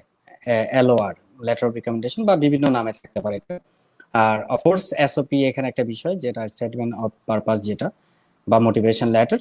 সো এই মোটিভেশন লেটারটা যেটা হচ্ছে আমি যেটা করছি, যেটা হচ্ছে আপনার অবশ্যই একটা অবজেক্টিভ ছিল। আমি কি করছি, আমি কে, সেটা তো অল্প একটু পার্টে থাকবে। তারপরে হচ্ছে আম, আবার আপনাকে আবার একটু চিনাইতে হবে কাজের মাধ্যমে, আপনি কি কাজ করছেন। ওই কাজের মাধ্যমে আপনি চেনানোর পর আপনি দেখাবেন আপনার অ্যাচিভমেন্ট এই কাজের মধ্যে এইটা ছিল, এবং সেই সাথে হচ্ছে প্রফেসরের কাছে এটা আপনি এই জিনিসটা কন্ট্রিবিউট করতে পারেন, যেটা হয়তো বা হাইলি ম্যাচ হইতে পারে প্রফেসরের কাজের সাথে, এবং এই কন্ট্রিবিউশনটা হয়তো তার কাজকে আরো ত্বরান্বিত করতে পারে।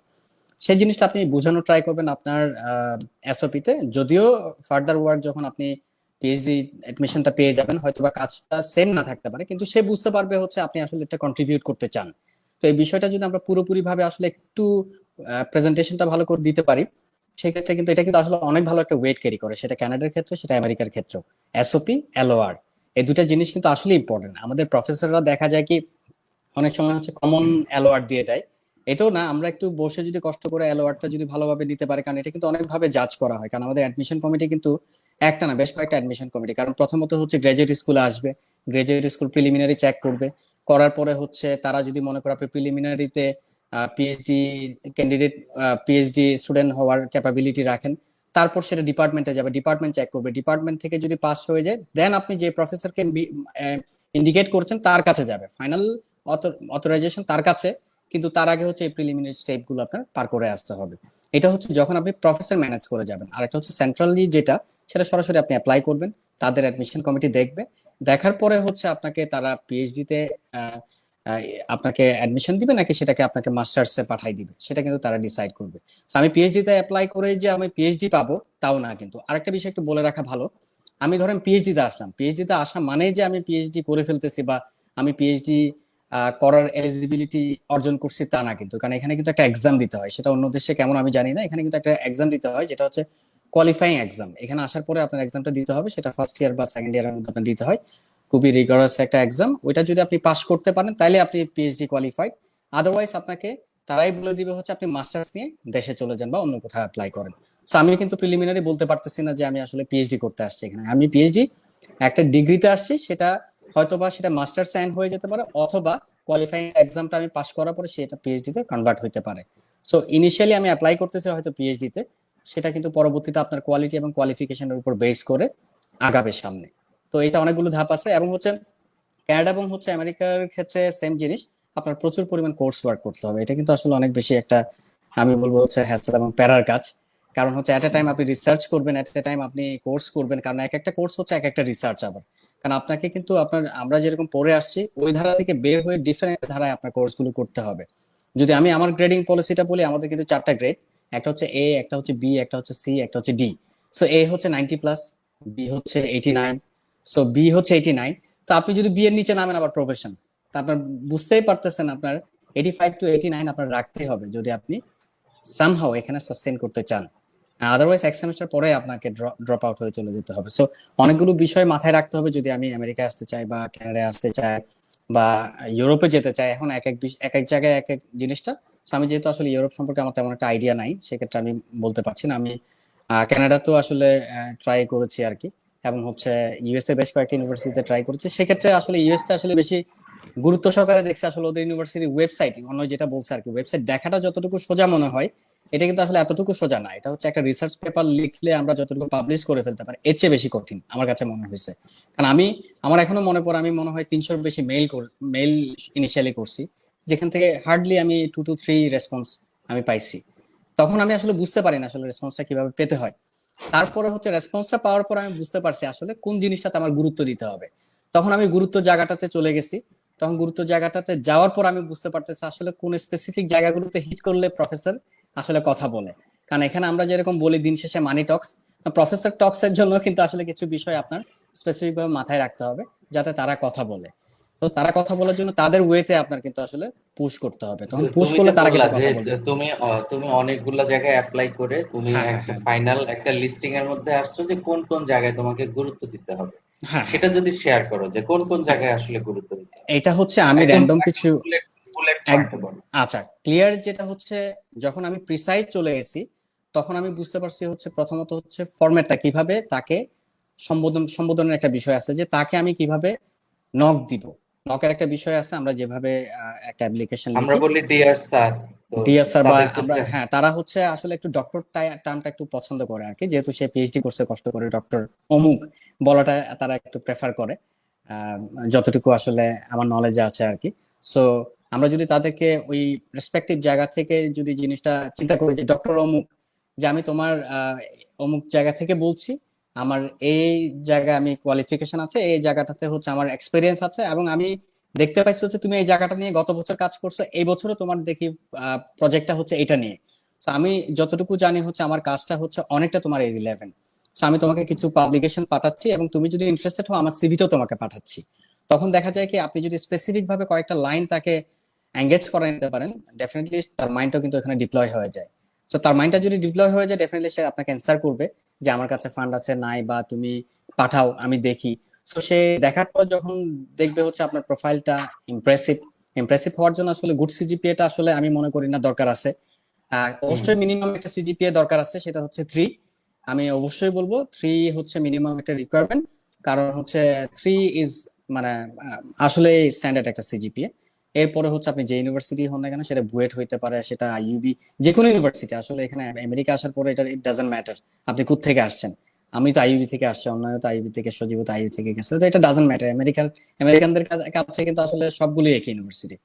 তো আমরা যেটা আসলে দেখতে পাই সেটা হচ্ছে আপনি কোন জায়গা থেকে আসছেন এটা বড় কথা না, কোন জিনিসটা আপনি তাকে দিচ্ছেন তার সাথে ম্যাচ করায়। মানে আমি যদি অতিরঞ্জিত কোনো কিছু না লিখে যদি স্পেসিফিক পয়েন্টটা তাকে দেখাতে পারি তার কাজের সাথে, হুম। তাহলে কিন্তু আসলে সে রেসপন্স করবে। এবং সে সাথে আপনি অবশ্যই একটু ঘাটাঘাটি করা দরকার, কোন প্রজেক্টে, কোন ফান্ডে, কোন প্রফেসর কাজ করছে। এটা যদি আমরা একটু প্রিলিমিনারি রিসার্চ করে যদি একটু লিস্ট ডাউন করতে পারি, সেক্ষেত্রে আসলে অ্যাপ্লাই করাটা বা তাদেরকে নক দেওয়াটা অনেকটা ইজি আর কি। আমি বলবো এটা আচ্ছা, সময় নিয়ে করতে হবে। হাতে 3-4 মাস 5 মাস শুধু ওয়েবসাইট ঘাটাঘাটির জন্য রাখতে হবে। সাথে তো আপনি in the meantime GRE IELTS এর প্রিপারেশন নেবেন, এটাও একটা বিশাল একটা কাজ আর কি। ওয়াহিদ জি ভাই। ভাইয়ের কথা ওয়াহিদ ভাইয়ের কথার সামারি হচ্ছে যে বিদেশ আসা ইজ নট ইজি, এবং it's not easy in the sense of talent নাই যে তা না। It's not right, easy in the sense আপনার প্রচুর খাটতে হবে, রাইট, ফিজিক্যাল মেন্টাল প্রচুর খাটতে হবে। এবং অবশ্যই, ধৈর্য থাকতে হবে। এক্স্যাক্টলি, অবশ্যই, হ্যাভ এক্স্যাক্টলি। প্যাশেন্স, কারণ রাইট। পিএইচডি টাই কিন্তু এক্স্যাক্টলি তাই, যে সজীব সকাল 9টায় ল্যাবে যায়, রাত 9টায় ব্যাক করে। আমি সজীবেরটা জানি, আমি ওয়াহিদ ভাইটা এক্স্যাক্টলি জানি না। মোটামুটি সিচুয়েশনটা তাই হয় যে আপনি খাটতে পারতে হবে। এদের কি ট্যালেন্ট নাই? না, এরা প্রচন্ড ট্যালেন্টেড, কিন্তু এই ট্যালেন্টটা 10 ঘন্টা 12 ঘন্টা দিনে খাটতে যদি আপনি পারেন তাহলে আপনি আসেন, কারণ আসাটা is not the toughest part, survival is more টাফার। Right, right. মানে আমরা একদম শেষ পর্যায়ে চলে আসছি, একদম ছোট ছোট কিছু প্রশ্ন দিয়ে আমি শেষ করব। সেটা হচ্ছে আহ, একটা অনেক স্টুডেন্টের একটা কনসার্ন থাকে যে গ্রেড, মানে গ্রেড কি কোনো বড় ফ্যাক্ট হিসেবে কাজ করে পিএইচডি তে বা দ্য মাস্টার্স হোল এর বাইরে? The whole package is important. আপনার গ্রেড কম হতে পারে বাট আপনার 50টা পাবলিকেশন থাকতে পারে, একটা ক্রাইটেরিয়া দিয়ে কিছু হয় না। সজীব? গ্রেট আসলে হচ্ছে আমি বলবো যখন প্রফেসরকে আপনি কনভিন্স করতে পারবেন, বা প্রফেসরের সাথে আমরা যদি দুইটা অ্যাটলিস্ট ইমেল চালাচালি হয়, সেক্ষেত্রে প্রফেসর আর ইমেল মানে গ্রেড দেখার সুযোগই থাকে না। আপনি প্রফেসরকে যদি আপনার গ্রেড নিয়ে দুর্বলতা থাকে তাহলে গ্রেড জানার সুযোগই দিবেন না। মানে আপনার সিভিতে গ্রেডটা খুব মানে দুইটা লাইন, তাই না? তো আপনাকে এমন ভাবে কথা বলতে হবে যেন সেই গ্রেডটা দেখারই সুযোগ না পায়। মানে এটা একটা টিপস হিসেবে আমি এটা একটা নিতে পারি আর টিপস। কি। হ্যাঁ, যে যদি আমার গ্রেডিং এ আমার দুর্বলতা থাকে তাহলে আমি তাকে আমার গ্রেডিং জানারই সুযোগ দিব না। না, এটা Okay. ভালো একটা পয়েন্ট। ওয়াহিদ? আমি ওয়াহিদের- বলবো হচ্ছে একটা প্যাকেজ, অবশ্যই একটা প্যাকেজ রাখতে হবে। সেখানে গ্রেডটা অবশ্যই একটা রিকোয়ারমেন্ট, কারণ অনেক ইউনিভার্সিটি উল্লেখ করেই দেয় তোমার 2.75 থাকতে হবে বা তোমার 3 থাকতে হবে। সো একটা প্যাকেজ, সো প্যাকেজের মধ্যে আপনার যা যা থাকতে হবে সবই কিন্তু আসলে, যদি আপনার গ্রেডটা কম থাকে, আপনার প্যাকেজে কোনটা ভালো থাকতে হবে, ডেফিনেটলি আপনার এসওপিটা ভালো হতে হবে, বা আপনার দুই একটা পাবলিকেশন এমন হতে হবে যেটা হচ্ছে ক্যাচি হয়, মানে সে বুঝতে পারে যে আসলে আপনার এই পাবলিকেশনটা হচ্ছে আপনার স্কিলটাকে অনেক বেশি দেখাচ্ছে, যেটা গ্রেডটাকে তেমন একটা না। কারণ দিন শেষে হচ্ছে কিন্তু তার রিসার্চটা দরকার, তার কিন্তু গ্রেডটা না। So, আমরা আমার grade মিনিমাম দিয়ে তো ঠিক রিকোয়ারমেন্টটা যদি পারবেন। আমি ফুলফিল করতে পারি, বাকি জিনিসটা কিন্তু আমি আমার প্যাকেজ দিয়ে দেখাচ্ছি। প্যাকেজটা হচ্ছে আপনার যা যা লাগবে আমি একটু সংক্ষেপে বলে দিচ্ছি। প্যাকেজটা হচ্ছে আপনার যদি দুই একটা ভালো পাবলিকেশন থাকে ওটার প্রতি একটু জোর দিবেন, একটা ভালো এসওপি বা মোটিভেশন লেটার, আর অবশ্যই আপনি আপনার যে ফ্যাকাল্টির কাছ থেকে নেবেন সেটা হচ্ছে এলওআর, সেটা যাতে 3টা রিকমেন্ডেশন লেটার লাগে, লেটার অফ রিকমেন্ডেশন। এই 3টা জিনিস যাতে আপনার ব্যাকগ্রাউন্ডটাকে খুবই স্ট্রংলি রিপ্রেজেন্ট করে তাদের কাছে, যাতে করে তারা বুঝতে পারে যেহেতু ওই সমস্ত ইউনিভার্সিটির একাডেমিশিয়ানরা আপনাকে রিপ্রেজেন্ট করছে, সো দ্যাট আপনি অবশ্যই ক্যাপাবল। এবং সেই সাথে আপনার রিপ্রেজেন্ট করবে আপনার কথাটা হচ্ছে আপনার এসওপি। এই কয়েকটা জিনিস যদি আপনি রাখতে পারেন, আমার কাছে মনে হয় ওই যে আপনার প্যাকেজে কিন্তু আপনার গ্রেডটা দেখে দিচ্ছে। সো সেক্ষেত্রে কিন্তু এই বিষয়গুলো মাথায় রেখে আগানোটা আসলে জরুরি। আমি চাইলাম আমি পিএইচডি করতে আসবো, অ্যাপ্লাই করে দিলাম, সেক্ষেত্রে আপনি হাজার ট্রাই করেও কিন্তু আপনি কোনো প্রকার রেসপন্স পাবেন না। সো কিছু বিষয় যদি আমরা মাথায় রেখে আগাতে পারি, আই হোপ এটা যতটুকু কঠিন মনে হয় ততটুকু কঠিনও না, আবার যতটুকু সহজ মনে হয় ততটুকু সহজ না। একটা অবশ্যই দুটার মধ্যে থাকে আর কি। সো সেক্ষেত্রে আমাদের মনে হয় যে আসলে ওয়ে আউটটা করার জন্য যেটা হচ্ছে আমরা একটা লিস্ট ডাউন করবো, এবং সেই সাথে একটা রুটিন আমরা যদি তৈরি করে ফেলতে পারি কোনটার পর কি করব, আমার মনে হয় সেক্ষেত্রে আচ্ছা, আপনি অনেকগুলো ইউনিভার্সিটিতে অ্যাপ্লাই করেন। আমরা দ্যাটস ইট। এখানে একটা আমরা কথা বলেছি যে ধৈর্য থাকতে হবে। আমি অফ কোর্স। প্রথমে অন্যকে জিজ্ঞেস করবো যে অন্যয় কয়টা ইউনিভার্সিটিতে অ্যাপ্লাই করার পরে তুমি একটা ফাইনাল সিদ্ধান্তে আসতে পারছো, এবং একই সঙ্গে মানে কতগুলো রিজেকশনের পরে তুমি সাকসেস হয়েছো? আমার এটা কাউন্টেবল না মনে হয়, আসলে কাউন্টেবল না। আমি জানি না, মনে হয় 20-25টা রিজেকশন খেয়েছি বা আরো বেশি, এবং 20-25টা প্রোগ্রাম থেকে রিজেকশন, ইউনিভার্সিটি থেকে রিজেকশন না। আমি একই ইউনিভার্সিটিতে মাল্টিপল সাবজেক্টে অ্যাপ্লাই করেছি, এরকম হয়েছে।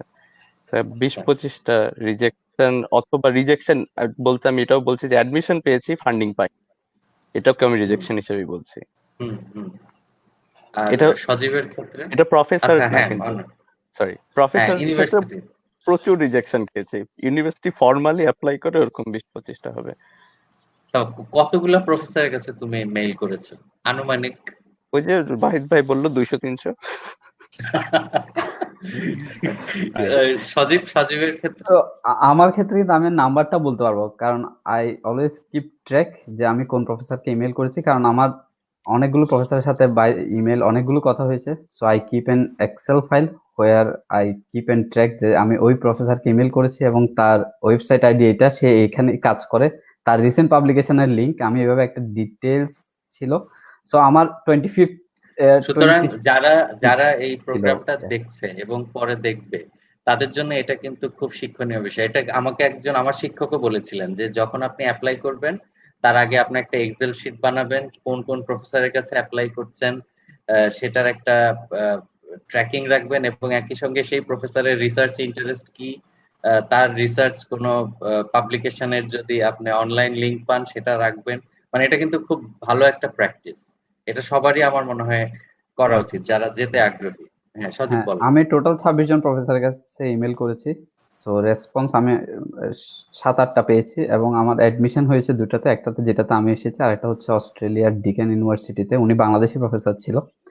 সো আমি খুব সিস্টেমেটিক ওয়েতে করে গিয়েছি অ্যাপ্লাই, এবং আমার একটা খুব স্ট্রং ব্যাকগ্রাউন্ড ছিল হচ্ছে আমার বেশ ভালো কয়েকটা পাবলিকেশন ছিল, Q1 জার্নাল ছিল। সো সেক্ষেত্রে আমার জন্য ব্যাকটা কম পেতে হয়েছে। সো আমাকে রেফারেন্স ধরে কেউ যদি চিন্তা করে 20টা-25টা হলে হবে না, রেফারেন্স হতে হবে 200, অথবা খুব ভালো স্ট্রং পাবলিকেশন লিংক থাকতে হবে।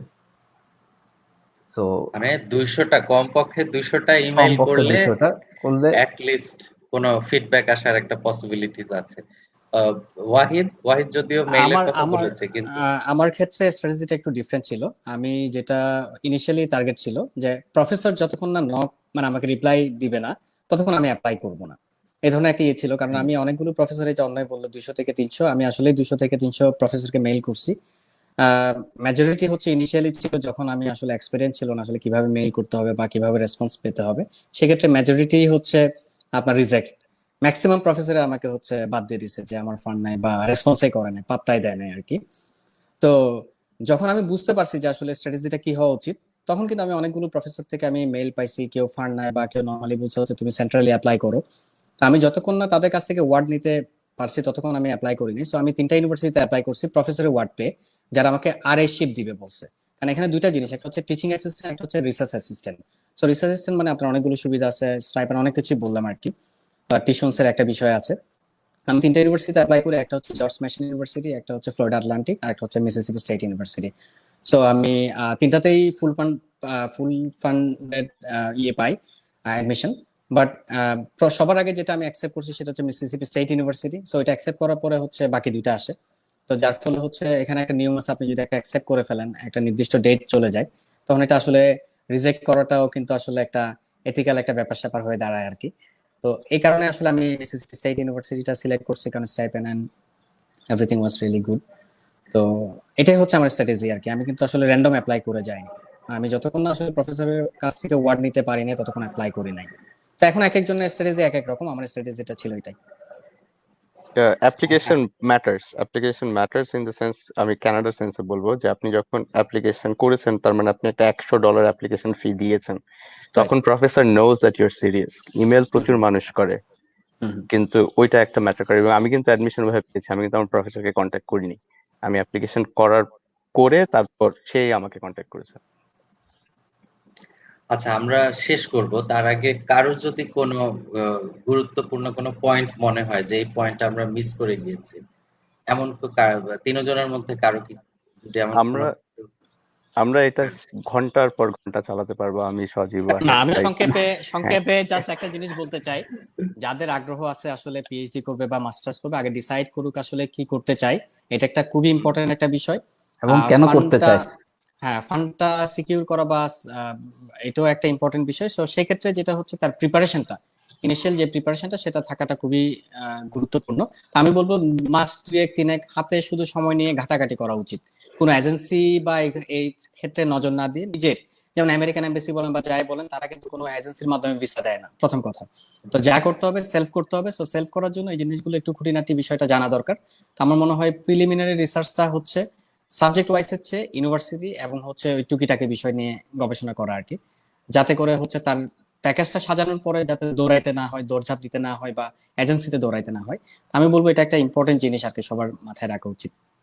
আর আমি বলবো যে আপনি যদি এনাফ রেসপন্স পান, অনেক কমেন্টস পান, আমরা আবারও আরেকটা সেশন করতে পারি যদি কোনো কিছু আমরা স্কিপ করে থাকি, কারণ এখানে আসলে অনেক ইস্যুস, অনেক ছোটখাটো জিনিসপত্র। সো আমরা তিনজনই অ্যাভেলেবল, যখন আপনি বলবেন আমরা আবারও আমরা সবাইকে হেল্প আমরা করতে মনে রাজি হয় আছি। একটা সেশন আমরা করতে পারি যে আমাদের ডকুমেন্ট মানে কি কি পেপার গুলো লাগে সেই বিষয়গুলো নিয়ে মনে হয় আমরা একটা করতে পারি না? আমরা ওয়েবসাইট নিয়ে একটা করতে পারি যে কিভাবে ঘাটাতে হয়। ওয়েবসাইট। হ্যাঁ, ও হ্যাঁ, ওয়েবসাইট, সার্চিং। ওটা স্টার্টিং হ্যাঁ পয়েন্ট। এটা হ্যাঁ, এটা একটা ভালো টিউটোরিয়ালও হবে। হ্যাঁ, আমার একটা কমেন্ট ছিল হয়তোবা যেটা আমি মিস করে গিয়েছি। এটা হচ্ছে আমরা যারা পিএইচডি করতে আসতে চাই ইউরোপে, ইউএস কানাডা নিয়ে তো বলল ওনারা, যারা ইউরোপে করতে আসতে চায়, there is no way, বা way is very limited if you don't have any publication. So please, আমাদের দেশ মানে থেকে এটা অনেক হচ্ছে আফটার পাবলিকেশন করোনা এফেক্ট, মানে তুমি যেটা আফটার করোনা ইফেক্ট হ্যাঁ, মানে করোনা আসলে পুরো বিশ্বকে বদলে দিবে, একটা নতুন বদলে বিশ্ব দিবে। আমরা দেখতে পাবো এই করোনাটা চলে যাওয়ার পরে। তো এটা একটা আশঙ্কা আর কি তোমার, যে So, আসলে না আমার স্বাভাবিকভাবেই আশঙ্কা সব না, দেশের এটা আমি ফান্ড দেখতে ক্রাইসিসটা পাচ্ছি, হবে, কারণ এটা আমার চোখের এখনই সামনে শুরু হচ্ছে। হয়েছে। হ্যাঁ, আমাদের স্ক্রুটিনি আচ্ছা, ওইভাবেই হচ্ছে যে if there is no publications we will overlook this applicant. তার সিজিপিএ আচ্ছা। যতই থাকুক, কত থাকবে, 4/4, তার বেশি তো থাকা সম্ভব না ইন স্কেল অফ 4, তাই না? সো 4/4 দিয়ে আসলে মেজার করার কিছু নেই। অনেকে না, 80 তে অনেকের তো 4 এর বেশিও থাকে। ওইদিন অন্যয় বলছিল তোমার সিজিপিএ নাকি 4.2 আউট অফ 4। এটা তো ওই যে আমরা একজন আরেকজনকে তো খুব এক্সাজারেট করি, তা ওইটা এরকমই ছিল আরকি। সো আমি যেটা আমার চোখের সামনে দেখতে পাচ্ছি, কারণ আমাদের অ্যাপ্লিকেশন শুরু হয়ে গিয়েছে পিএইচডির জন্য, যারা সেপ্টেম্বরে আসবে। তো আমাদের প্রসিজার অলরেডি ফাইনালাইজ করার কাছাকাছি চলে আসছে আমাদের ল্যাবের। সো আমরা যখন এখন একজন সিনিয়র রিসার্চার হিসেবে we scrutiny those applicants. So এখানে চান্সটা খুবই খুবই খুবই ন্যারো। অ্যাটলিস্ট আমার ল্যাবে 0 এর কাছাকাছি। Because we get enormous applicants from Iran, those who has 3 or 4 key one journals. Iran, India, Vietnam, Korea, Japan, এইসব দেশ থেকে আমরা প্রচুর অ্যাপ্লিক্যান্ট পাই যাদের প্রচুর পাবলিকেশন আছে। সো সেক্ষেত্রে আমি বাংলাদেশের স্টুডেন্টদেরকে বলবো, আসলে পাবলিকেশন করা খুব একটা টাফ না। যদি আপনি পিএইচডি করতে আসতে চান, that means you want to build your career as a researcher. হয়তো আপনি ফ্যাকাল্টি হবেন, অথবা কোনো রিসার্চ ফার্মে কাজ করবেন, অথবা R&D তে কাজ করবেন, দ্যাটস ইট। নো, আপনি নিশ্চয়ই কোনো ব্যবসা প্রতিষ্ঠান দেওয়ার জন্য পিএইচডি করতে চান না, বা আপনি এন্টারপ্রেনার নিয়ে পিএইচডি করতে চান, হয়তো বা আপনি নিজের ব্যবসা সম্পর্কে আরো বেশি জানতে চান, বা সো কোনো না কোনো ভাবে আপনি R&D তে যুক্ত থাকবেন। ওইটাই হচ্ছে আপনার main goal, to pursue your PhD. So please keep start thinking for publications. আমি There is no way you can skip publications. Maybe you can skip IELTS. If you are from IIT, you can skip IELTS. IELTS লাগবেই না। আইআইটির একটা ছেলে যদি বলে সে আমাদের লেবে আসবে, তো আমরা তার আইএলটিএসও মাফ করে দিতে পারি, তার যদি খুব ভালো পাবলিকেশন থাকে। কিন্তু পাবলিকেশন করোনা পরবর্তী বিশ্বে আমার মনে হয় না স্কিপ করার কোনো উপায় আছে, কারণ আমাদের ফান্ড ন্যারো হয়ে যাচ্ছে, আমি দেখতে পাচ্ছি। সো সেক্ষেত্রে পাবলিকেশন একটা হিউজ ম্যাটার করে।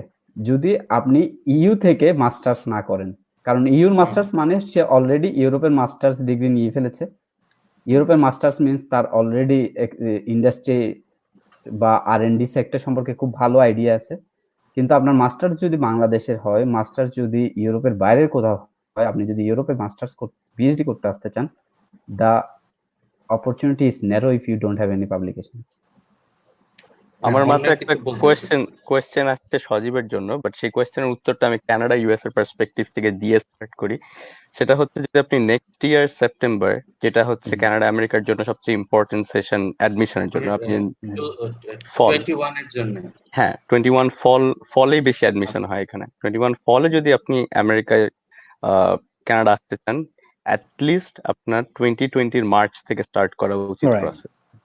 আমি কোয়েশ্চেনটা সজীবেরটা জানি না, সেম কথাটা বলতে না, সেম কথাটা হচ্ছে এখানে ক্ষেত্রে তুমি যেটা বললে আর কি, ডেফিনেটলি প্রথমত হচ্ছে তোমার অনেকগুলো সময় একসাথে রাখতে হবে, যেটা হচ্ছে অ্যাটলিস্ট 7 থেকে 8 মাস সময় হাতে রাখতে হবে।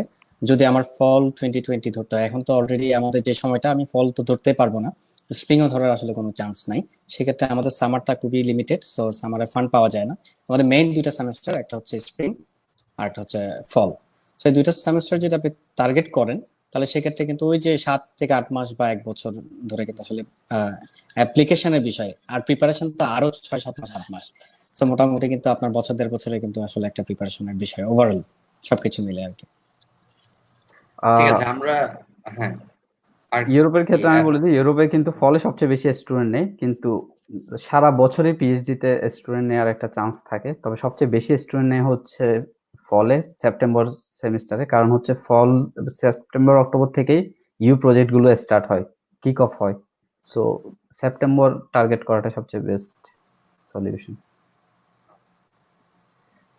ঠিক আছে, আমরা আজকের মতো এখানে শেষ করব। তার আগে আমি কিছু কথা বলি, সেটা হচ্ছে যে যেটা অন্যয় বললো যে আমরা শুধু ওয়েবসাইট সার্চিং, অর্থাৎ কিভাবে আমরা ইউনিভার্সিটি বের করব, প্রফেসরদের খুঁজে বের করব, এই বিষয়টি নিয়ে কেউ যদি আগ্রহী হয় টিউটোরিয়ালের ক্ষেত্রে, আমরা অবশ্যই এরকম আরেকটা সেশন আমরা করব। এবং এটাকে আমরা ধারাবাহিকভাবে যদি নেওয়া সম্ভব হয় সেটা মনে হয় আরো ভালো হবে, তাই না? মোর প্র্যাকটিক্যাল, হ্যাঁ। হ্যাঁ, বিভিন্ন স্টেপ গুলো নিয়ে যদি আমরা কথা বলি সেটা মনে হয় আরো ভালো হয়। সেটা আমরা সবাই মিলেও করতে পারি বা একজন একজন করেও করা যায়, যেটা সুবিধা হয়। আমরা অবশ্যই সেটা আলোচনা করব, অবশ্যই অন ডিমান্ড।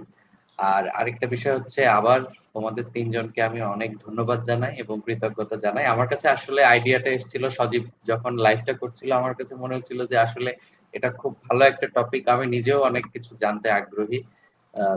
তো কেন আমরা ৩-৪ জন মিলে একসাথে এই আয়োজনটা করি না কেন? তো সেখান থেকে আমি ওকে প্রপোজালটা তখন দিয়েছিলাম। তোমরা যে রাজি হয়েছো এবং এসেছো, এজন্য আমি সত্যি কৃতজ্ঞ এবং ধন্যবাদ জানাই। সামনে যদি সম্ভব হয় অবশ্যই আমরা আসার চেষ্টা করব। আর যারা পরবর্তীতে প্রশ্ন করবে, মানে আমি তোমাদেরকে বিশেষ করে রিকোয়েস্ট করব যে একটু খেয়াল রাখার জন্য আজকে সারাদিন যে কোনো প্রশ্ন যদি কেউ করে, সেই প্রশ্নের উত্তরগুলো যেন তোমরা দিয়ে দাও, সেখানে লিখে লিখে দেওয়াটাই তো এখন, এছাড়া তো আর করার কিছু নাই। এখন লাইভ সময় করলে আমরা প্রশ্নের উত্তরটা দিয়ে দিতে পারতাম। যাই হোক, ধন্যবাদ। এবং যারা আমাদেরকে এতক্ষণ ধরে দেখেছেন কষ্ট করে, প্রায় 1 ঘন্টা 16 মিনিট হয়ে গেছে, আপনাদের সবাইকে অসংখ্য ধন্যবাদ জানাই। আমরা আবার আসার চেষ্টা করব। আজকের মতো বিদায় নিচ্ছি। খোদাহাফেজ সবাইকে। এবং শেরিফ ভাইকেও আমাদের তরফ থেকে অনেক অনেক থ্যাংক ইউ, যেটা অর্গানাইজ করার জন্য এবং আমাদেরকে এখানে আনার জন্য। হ্যাঁ, শেরিফ ভাই খুবই ব্যস্ত সময় পার করছেন, তার মাঝেও যে আমাদের সময় দিয়েছেন বা এই অনুষ্ঠানের জন্য একটা সময় বের করেছেন, তার জন্য আপনাকেও ধন্যবাদ শেরিফ ভাই। শেরিফ ভাইকে আসলে অসংখ্য ধন্যবাদ। কারণটা হচ্ছে উনি এই ধরনের একটা প্ল্যাটফর্মের সামনে আসলে আনার জন্য আনছে দেখে কিন্তু আমরা আসলে কথা বলার 2-4টা কথা বলার সুযোগ পাইছি। কারণ আসলে এখানে তো আমরা নলেজ আসলে শেয়ার করতেছি, যেটা হচ্ছে যে আমি ইয়ের মতো আর কি, যেটা রিলিফের মতো আর কি, আমরা নলেজটাকে রিলিফ আকারে দিচ্ছি। তো যেটা হচ্ছে যে যা জানি আমরা অবশ্যই শেয়ার করব, সেজন্য আসলে সবার সহযোগিতাটাও প্রয়োজন। শেরিফ ভাইকে অনেক ধন্যবাদ এই ধরনের একটা আসলে প্রোগ্রাম অ্যারেঞ্জ করার জন্য। থ্যাংক ইউ, সবাইকে ধন্যবাদ। সবাইকে ধন্যবাদ, বাই, সি ইউ।